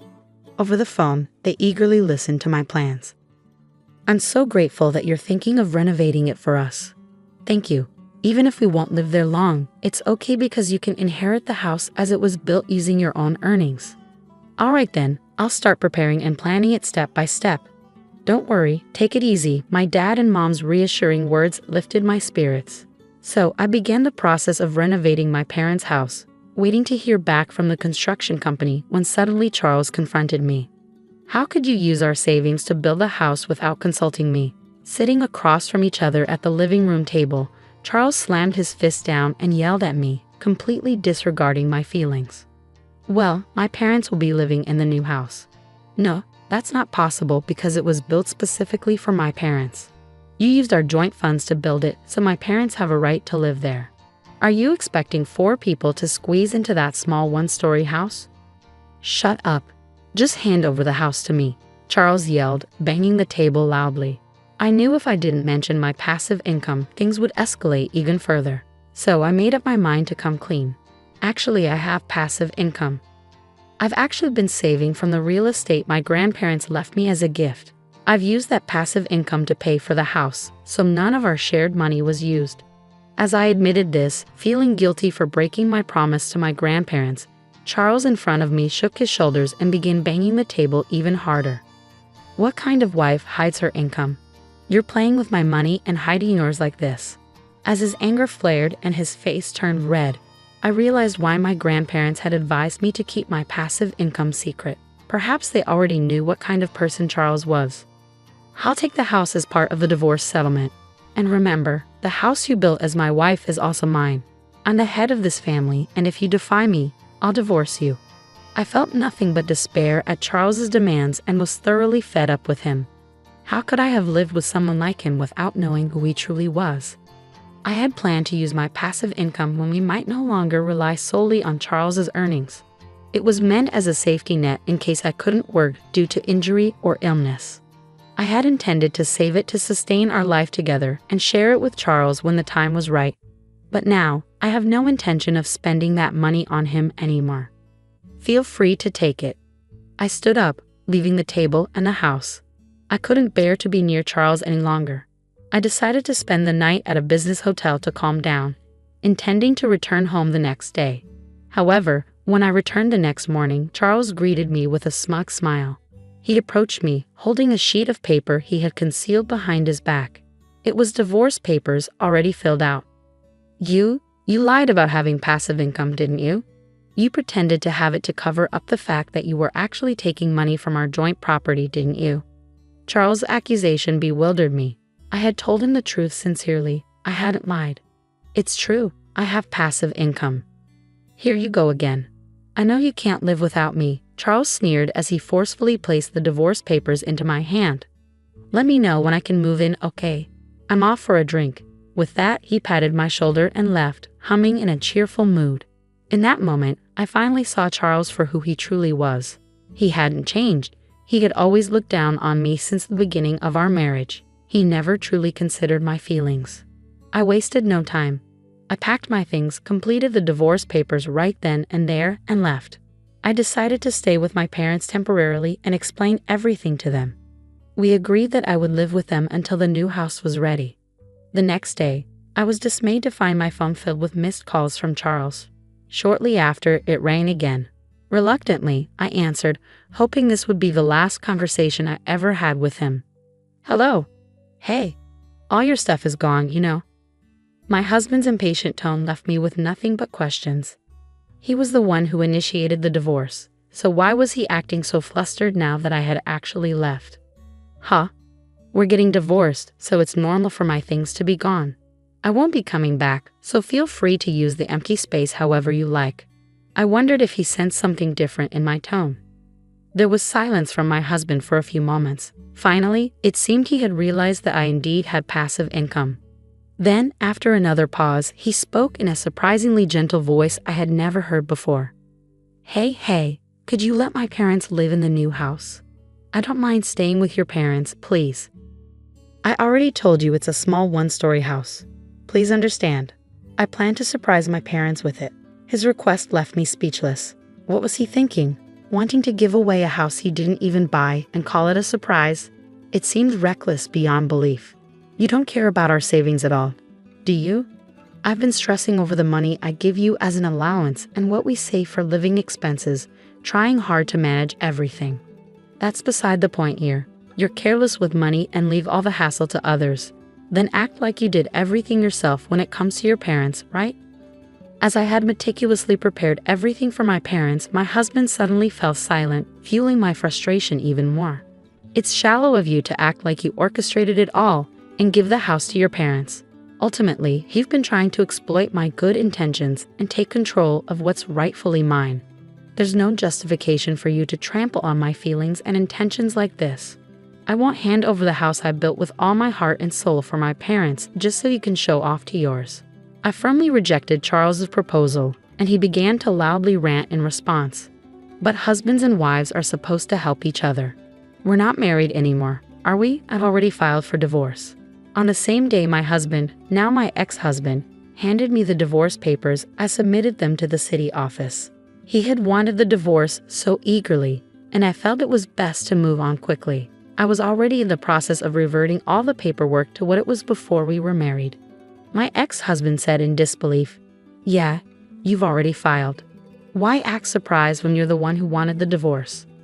Oh, I didn't expect you to actually leave. Let's start over. Let's talk and try to make things work this time. How could he suggest such a thing now? This is a man who used our savings for his own mother, threatened divorce, and mocked me until the very end. I had no desire to reconcile with someone like him. No, thank you. Please give my regards to your parents, I said cheerfully before hanging up on Charles. The next day, I continued to receive voicemails and messages from him, insisting we could start over and professing his love. But I sensed his motives were only about my property and wealth. To sever all ties, I promptly blocked him and his family from contacting me. Meanwhile, the new house was completed, and my parents and I moved in, enjoying our newfound comfort. Later, I met a mutual friend who knew Charles as well. I explained that we had divorced. My friend expressed sympathy and shared what had been happening with Charles and his family. Firstly, my ex-husband abruptly submitted his resignation letter at work, claiming he no longer needed to work hard because he had acquired real estate. He then disappeared, making himself unreachable to his colleagues. However, the next day, he apparently tried to retract his resignation. His bosses understandably reprimanded him for vanishing without notice and the disruption caused by his sudden resignation letter. The company questioned him about his behavior, but Charles couldn't admit he was relying on my income, so he attempted to fabricate an explanation. Eventually, though, the truth about our divorce came to light and his lies were exposed. As a result, the company refused to reconsider his employment. Charles, who mocked my passive income as probably fake, was actually trying to benefit from my earnings and impressed his parents by giving them a house as a gift. He didn't consider me or our future at all. When I think about that, I no longer have any feelings for my ex-husband. In fact, I feel relieved. I heard that he returned to his parents' home, where they must have been tough on him because he's now scrambling to find a new job. However, his departure from his last job has made it difficult for him to secure employment. It's safe to say he's facing the consequences of his actions. As for me, I live happily with my parents in a home I built myself. I have a job that I love, and I'm enjoying life. I had been saving my passive income for Charles and our future, but now I'll use it to support those who have supported me.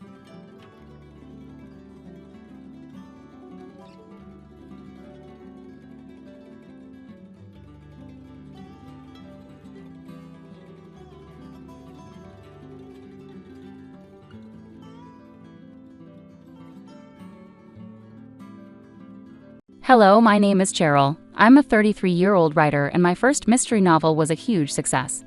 I've been married to my husband Thomas for 8 years, and we have a 7-year-old son named Gary. At first, Thomas had a job, but he quit a few years ago when my writing career took off.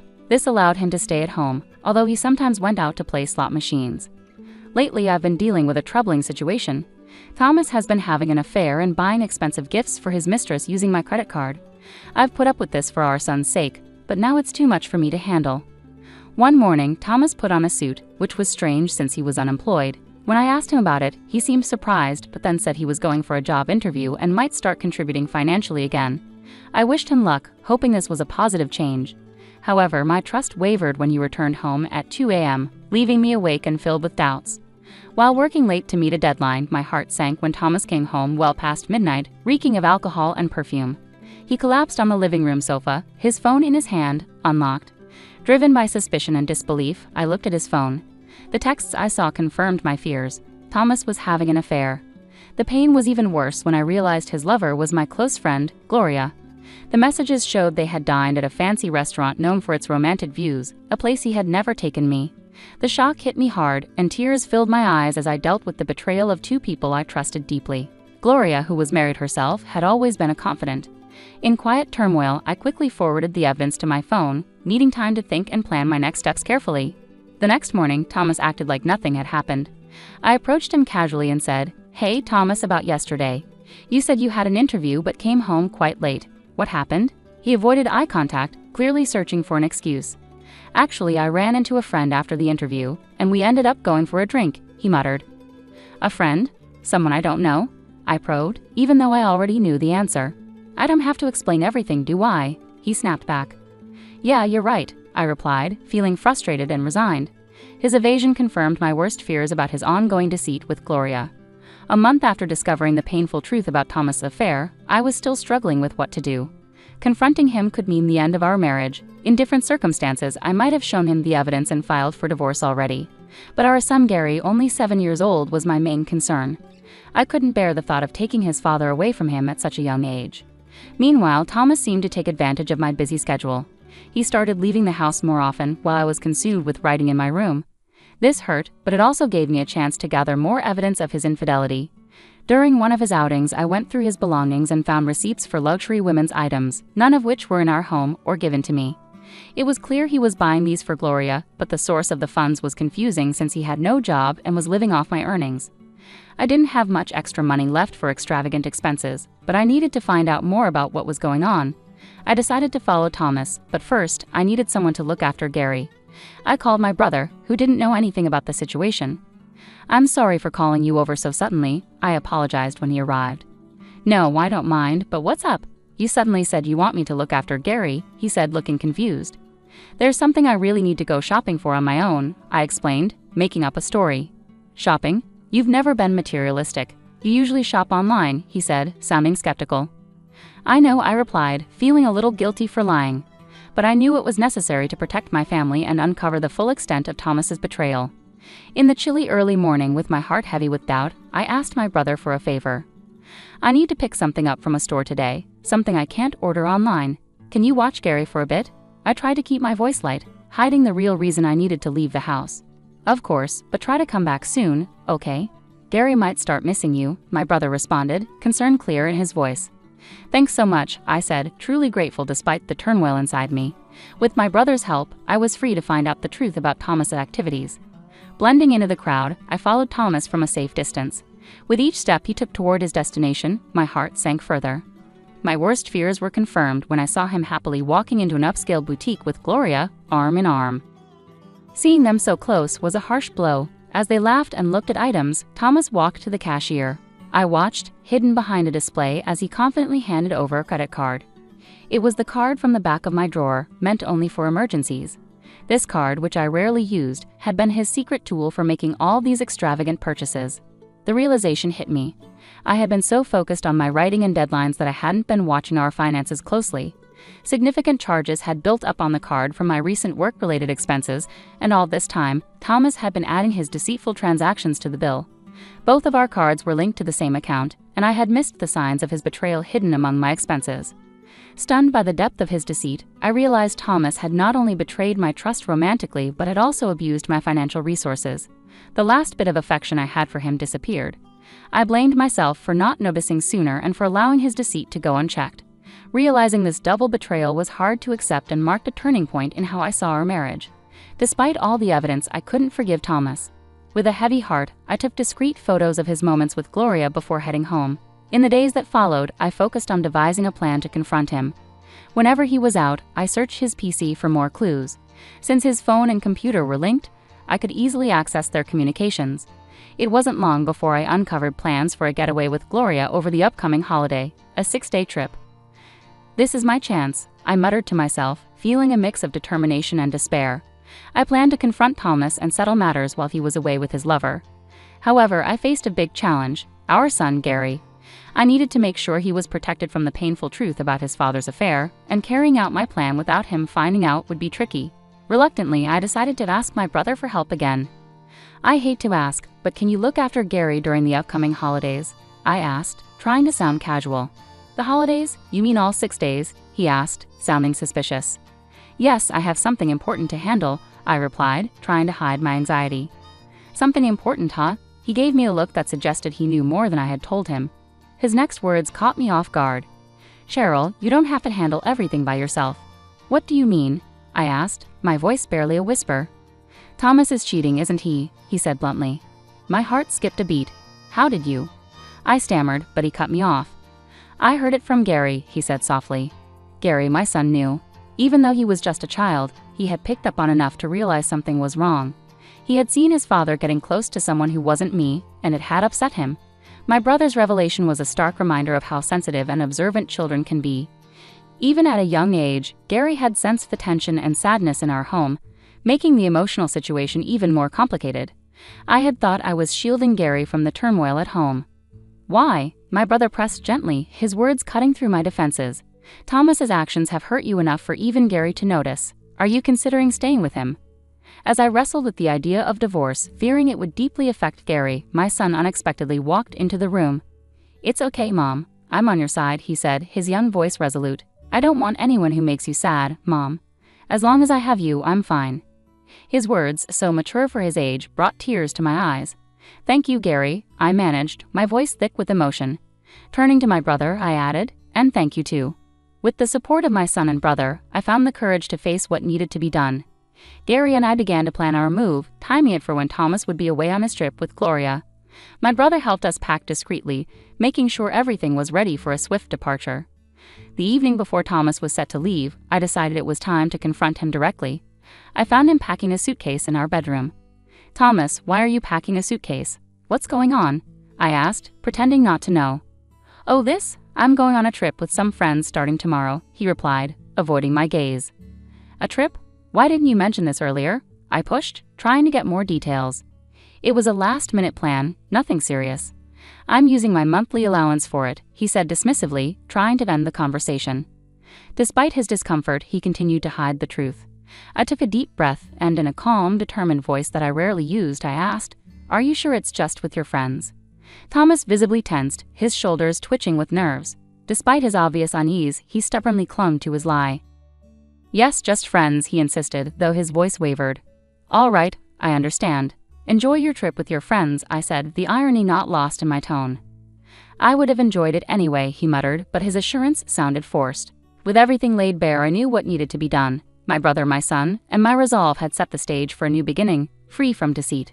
Even though Thomas hadn't brought it up, it was essential to be accountable. As I stepped out of my husband's room, wrestling with my thoughts, I reflected on how things might have been different. If he had been truthful from the start, perhaps we could have parted amicably, discussing alimony and child support. Despite his betrayal, there was a time when my love for him was deep. He had been my rock when my novel initially failed to make an impact. I didn't want to feel bitter towards Thomas, but I had to protect myself and my son. It was clear that it was time for me to make a decisive move and not hold back any longer, especially after discovering more of his lies. The next morning, after Thomas left for his trip, I checked the drawer and saw that he had taken my credit card again. I acted quickly, calling the credit card company to report it as lost and had it canceled. When my son woke up, his eyes sparkled with excitement. He asked, "Mom, today's the day, right? The day we moved to our new house." Any lingering doubts I had vanished in that moment. "Yes, Gary," I smiled, reassured by his enthusiasm. "I've canceled the credit card, and now it's time for us to start fresh in our new home." With my brother's help, the move was easy. We took our belongings to our new house while my husband's things were sent elsewhere. The next day, as we settled into our new place with my son and brother, I felt a profound sense of peace and excitement for the future. When Thomas called, his voice sounded hesitant. "Hello, Cheryl. Well, this trip is turning out to be more expensive than I thought. Could you send me some money?" I immediately knew he was having money troubles because I had frozen the credit card. He was trying to avoid admitting the truth about using the card without permission, and his indirect request for money was annoying. "Did you plan for this trip on your own?" I asked calmly. "I'm sorry, but I can't give you any money." He sounded frustrated. "Don't be like that. If you don't help me, I'll be the only one not enjoying this trip," he said. Then he corrected himself. "I mean, you'll be the only one." Even over the phone, his confusion was obvious. "You were on a trip, and you want to show off the good parts, right? Well, the card you took is no longer valid, so you'll have to manage." "What are you talking about, Cheryl? What card?" He pretended not to know. "Pretending you don't know won't help," I said firmly. "You're panicking because you're saying things that don't make sense. I don't know anything about a card." "Enough," I exclaimed, my patience wearing thin. "I already know you've been cheating on me with my best friend, Gloria. Did you think I had no idea? It's obvious." "No, it's not what you think. I'm not cheating," he tried to assure me, his voice desperate. I was furious that he continued to deny everything. Standing there with my brother and son next to me, all my pent-up anger erupted. "Stop making excuses. You had a family and you cheated with another woman, and you've been using someone else's credit card. Do you even realize how despicable your actions are?" "Cheryl, let's calm down for a moment," he tried to soothe, but it was too late. The truth was out, and there was no turning back. How can I remain calm when I'm dealing with the person I despise the most? I seethed into the phone. "Just so you're aware, I have no intention of forgiving you or offering you any help. As for her, she can find her way elsewhere. Never show your face to Gary and me again." With those final words, I hung up on my husband. Moments later, his mistress, Gloria, called. "Hey, Cheryl, what on earth did you do?" "Ah, Gloria, long time no see. How's your trip going with my husband?" I asked, my voice dripping with sarcasm. "Shut up and explain yourself. What are you talking about?" she snapped back. "Don't play dumb. You received Thomas's things at your house, didn't you?" I replied. When we moved out, I had arranged for all my husband's belongings to be sent directly to Gloria's address. Since Gloria was also married, her husband was naturally there to receive the delivery. That's why I sent everything there, along with a detailed letter explaining the whole situation. She yelled back, her voice cracking under stress. This isn't a joke. What have you done? My husband found out, and now he's furious. Well, you brought this upon yourself by choosing to have an affair while married. You were supposed to be my friend, and this is a betrayal, I retorted. You're the worst. I misjudged you, she accused. Excuse me? That's rich coming from you. My best friend having an affair with my husband. How could you expect any forgiveness? I didn't mean it seriously. It was just a joke. I would never actually be interested in someone like him, she tried to downplay it. I don't care if it was a joke or not. I'm filing for divorce anyway, and yes, you did have an affair. That's a fact. I'll never forgive you, and I'll be seeking significant compensation, so be prepared. Compensation? What are you talking about? I didn't agree to anything like that, she protested. Well, you're going to hear about it soon enough. It's what you deserve, I concluded as she realized the gravity of the situation. I'm a housewife. I can't pay any compensation, she pleaded, her voice filled with desperation. I don't care. Figure it out yourself or ask your husband, though I doubt he'll be much help, I said sharply. Oh, wait. Goodbye. I hung up before she could respond and promptly blocked her number. Later, I contacted my lawyer to finalize my divorce and sought compensation from my ex-husband and Gloria, along with child support. I also demanded repayment for the unauthorized credit card charges. The financial strain was too much for Gloria's marriage. After settling the compensation, her husband filed for divorce, and she found herself without a home. She sought refuge with her parents, but they were disappointed by her actions and turned her away. With limited options, Gloria now lives where she works, taking up night shifts at a local bar. Thomas, too, sought comfort from Gloria during this turbulent time, but overwhelmed by her crisis and furious with him for causing her divorce, she ended their relationship. Thomas is now juggling several part-time jobs, struggling to make ends meet. His long period of unemployment has hindered his ability to find stable work. Should he ever fall behind on his alimony or child support payments, I am prepared to pursue what he owes without hesitation. As for myself, life has settled into a peaceful rhythm in our new home with my son. He's growing up fast, and each day is filled with new joys and adventures. My primary focus is on providing him with all the love and stability he needs, ensuring he never has to face the kind of turmoil we've gone through again. Our days are brighter now, and I'm committed to making sure they stay that way.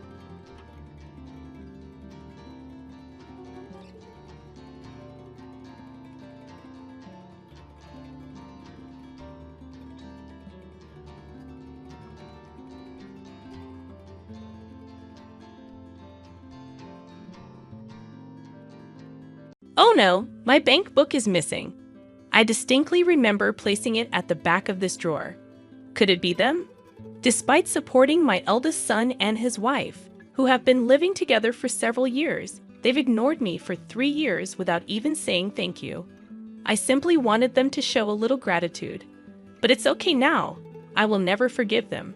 I'm a 56-year-old retiree, having left my job to care for my unstable mother-in-law. Currently, I work from home while providing care. Although I was a few years away from retirement, I couldn't leave my mother-in-law living alone, so I decided to live with her. My husband is away on business and comes home once a month at best. But when he does, he brings lots of vegetables and Japanese sweets that my mother-in-law likes. Thank you.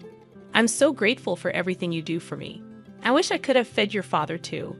My mother-in-law says every time she expresses her gratitude to us. My father-in-law passed away over 10 years ago from cancer, unable to eat his favorite foods in the end. My mother-in-law often regrets not having done tests earlier, and she wishes she could have fed him the delicious foods she eats now. My mother-in-law's condition varies greatly from day to day. Some days she's bedridden and barely eats, while on other days, she's energetic and goes for a walk by herself. Her unpredictable behavior often surprises me, but as long as she enjoys her days, I'm happy to watch over her. However, there's a troublesome event that occurs 2 or 3 times a month for both my mother-in-law and me. It's when my eldest son and his wife from the neighborhood show up. Mom, Grandma, long time no see. Were you well? We're starving. Can you make something to eat right away? Sorry to intrude, mother-in-law. I'm hungry, so please hurry, they demand. Tom and Catherine, who got married a year ago, frequently visit our house like this, appearing suddenly and even asking for pocket money. They seem to know when the mother-in-law's pension comes in. Hey, Grandma, today's the day your pension comes in, right? Sorry, but could you donate a little to us, the less fortunate? I think to myself, it's starting again. Every time. They don't leave until they get the money. Tom, enough is enough. What about your job? Aren't you working? Stop begging for Grandma's precious pension. However, my attempts to intervene usually end in a quarrel. I relay everything to my husband, who's away on business. He just sighs in exasperation, muttering about what a troublemaker our son is for not holding a steady job. What is he even doing? Just got married. And he's already hopeless, my husband remarks. Though he scolds our son over the phone, it seems to have no effect. This constant cycle of their visits leaves my mother-in-law and me exhausted, losing the will to do anything else. I'm tired, really. It's like they drain all my energy, I confess. Initially, we'd endured their visits, thinking it was only 2 or 3 times a month. But their frequency increased, adding to our stress. Then, in the middle of a weekday, my son suddenly arrived home. I got fired from my job, and for a while, I want to live here, he announced. He had been repeatedly absent without leave, even losing a USB containing important company data. Initially facing a pay cut, he ended up fighting with his boss and getting fired. Despite being clearly at fault, he seemed unrepentant. Seriously, none of them even do their jobs properly and act all high and mighty. That's why I hate people who act like they're elite, my son grumbled. He declared his intention to move in next week, dismissing our concerns about his grandmother's health. Despite my attempts to refuse, he remained stubborn, insisting that his decision was final. Faced with his determination, I couldn't help but sigh. If my husband were here, he would sternly scold them and send them away, but I can't stand up to them alone. Hey, Emily, is Tom moving in here? If so, should I go to a facility? I'll be in the way. And those kids aren't even working, my mother-in-law fretted. Don't worry about such things, mother-in-law.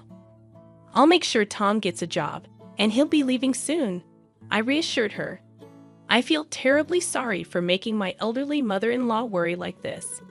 We doted on our only son, but we never intended to raise him to be so unreasonable. The son I knew was kind and considerate, but he clearly changed after meeting his wife, Catherine. To ease my mother-in-law's worries, I offer her assurance. I reassured my mother-in-law, "You don't have to worry about anything. I intend to take good care of you." I repeated my explanation several times, and gradually the tension on her face eased. However, the day my son and his wife moved in arrived sooner than expected. Despite having separate bedrooms, we rearranged the rooms to share one, as my mother-in-law felt insecure being alone. Her desire to share a room highlighted her anxiety. Unfortunately, their behavior from the first day was appalling. "Hey, Mom, we're planning to use the entire second floor for our room. That's okay, right? From today, the second floor bathroom is ours only. You guys don't come upstairs, okay? We're still technically newlyweds, and we don't want unnecessary people coming and going, so please understand," my son announced. They even moved all the stuff from my workroom to the hallway on the same day, leaving me speechless. It became clear that if I stayed silent, they would continue to do and say whatever they wanted. My son added, "Mom, the mortgage on this house is still ongoing, right? I don't plan to pay rent until I find a job, nor do I intend to pay for groceries or utilities. So take care of it." Feeling increasingly irritated, I reluctantly responded, "I see." From then on, I was ignored by my son and his wife. A week passed since they moved in, and there were no signs of my son job hunting. His wife left dirty dishes unwashed, neglected laundry, and they freely used our car without asking, leaving it full of trash and low on gas without refueling. Overwhelmed with responsibilities, my mother-in-law, who should be relaxing, ended up helping with the housework. Realizing this was wrong, I confronted my son. "Tom, are you even job hunting? You can't just stay at home all the time.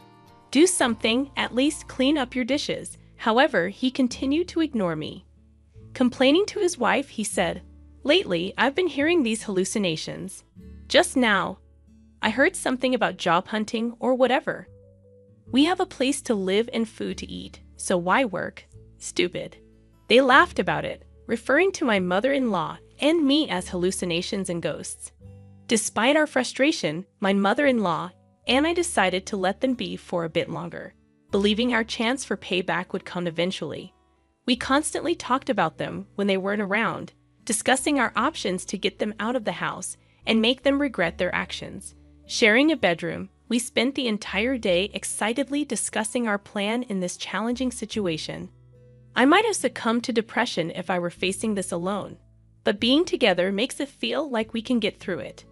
Almost 3 years have passed since they moved in, and it's been 3 years since they started ignoring us. Perhaps they think we're ghosts. True, they haven't paid a penny for rent or living expenses. Their savings must be running out soon, right? Indeed, they might be covering their cell phone bills and dining out. But I've heard they're estranged from Catherine's parents, so financial help seems unlikely. They may ignore us now, but surely they'll come to us for help once they run out of money. We've decided that's when we'll take our revenge. It was 2 weeks after that conversation, when we were busy preparing for my mother-in-law's clinic visit. I noticed my son acting fidgety since morning, not seeming hungry but searching for something. Knowing he would ignore me if I spoke, I pretended not to notice and left for the hospital. Upon returning home, I discovered my son and his wife were gone, and my bank book was missing. Thinking the worst, I went to check my bedroom. Oh no, my bank book is missing. I'm sure I put it in the back of this drawer. Could it be them? I thought. It was too much, even criminal. My mother-in-law came and asked, "Emily, what's wrong? You look pale. Did something happen?" So, I told her that Tom and Catherine stole my bank book. They took the bank book that was kept here. The house mortgage is $2,000 a month, and on top of that, I've been supporting my son and his wife who haven't paid a penny. This is the result.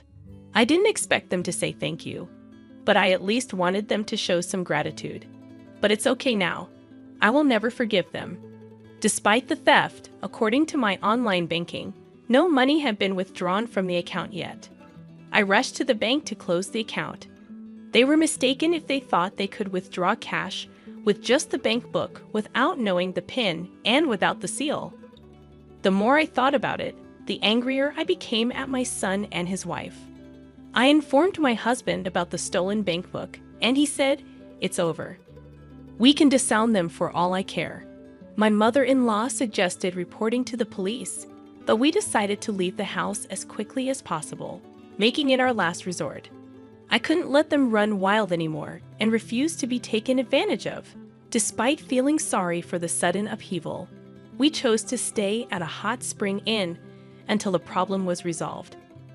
Mother-in-law, I'm sorry. I'll work on resolving this issue quickly, so please bear with it here for a while. Don't worry about me. Besides, I'm happy to stay at such a luxurious inn. At that moment, I resolved that once this problem was settled, I would definitely find a comfortable new home for my mother-in-law. A few days later, after completing various procedures, I finally had a moment to relax. Then, unexpectedly, I received a call much sooner than I had anticipated, and of course, the caller was my son. "Hello, Mom. You haven't been home lately. Are you on a trip?" Gran was not there either, so I was just wondering what happened and got worried, he said, his voice clearly trembling and upset. It's odd, isn't it? He ignored me for 3 years, yet now he can talk when he's in trouble. What's the matter? This is the first time you've spoken to me in 3 years. Do you need something? By the way, I have no business with you guys. Don't say that, please. I don't understand, but we received a notice to vacate the house by the end of the month. It's our own house, so what's going on? He explained. The real estate agent, outraged by our story, had swiftly proceeded with the paperwork, sending the eviction notice within 2 days. Impressed by the real estate agent's prompt action, I decided to reveal the truth to my son. Ah, that house! I sold it because I thought it was no longer needed, and it seems the new buyer wants you to leave soon. What? Even if you say that, we have nowhere to live. Where are you and Grandma now? Well, come there, my son pleaded, still trying to use us even in this situation. Enough is enough, I thought. Why are you crying to me now? What a pathetic man. You freeloaded for 3 years, ignoring me and Grandma. Isn't that a bit too convenient? Just so you know, I intend to cut ties with you. Your father agrees with this decision. Don't say that, please. I didn't mean it. I wanted to get along with you and Grandma, and I'm looking for a job too.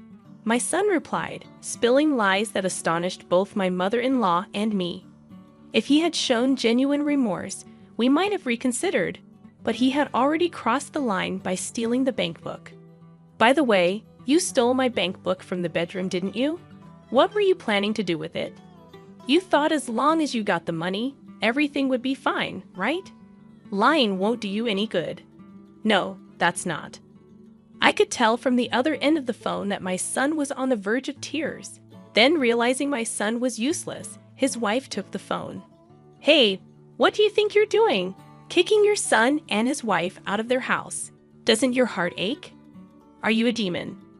Just as I anticipated what she would say next, my daughter-in-law unleashed a barrage of hysterical insults. She went so far as to claim, "You're just living off Grandma's pension too. You're no different from Tom, acting all high and mighty without a job." I was so shocked that I froze for a moment, mouth hanging open. Joeless, do you think I could pay off the mortgage of that big house if I were jobless? I've been paying $2,000 every month, and for your information, I'm not jobless, I retorted. It felt pointless to reveal the truth. Her level of unawareness was apparent. In reality, I earned about $5,000 a month from my remote work. Still, I saw no need to share these details with them.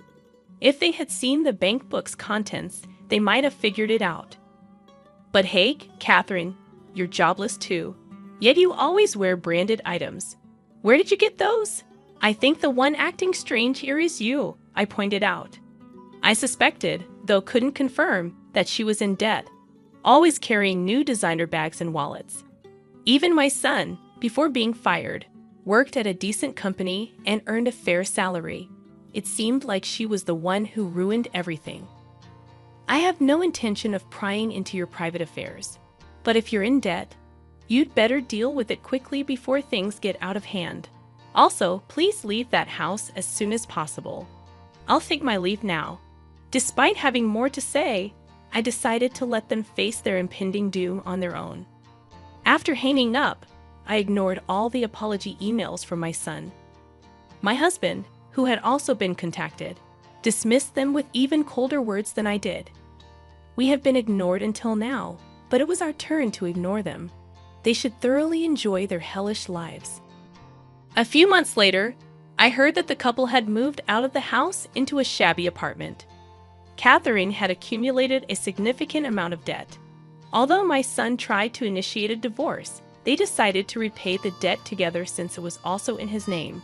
With both of them jobless, they struggled to repay and were now busy working while being chased by debt collectors.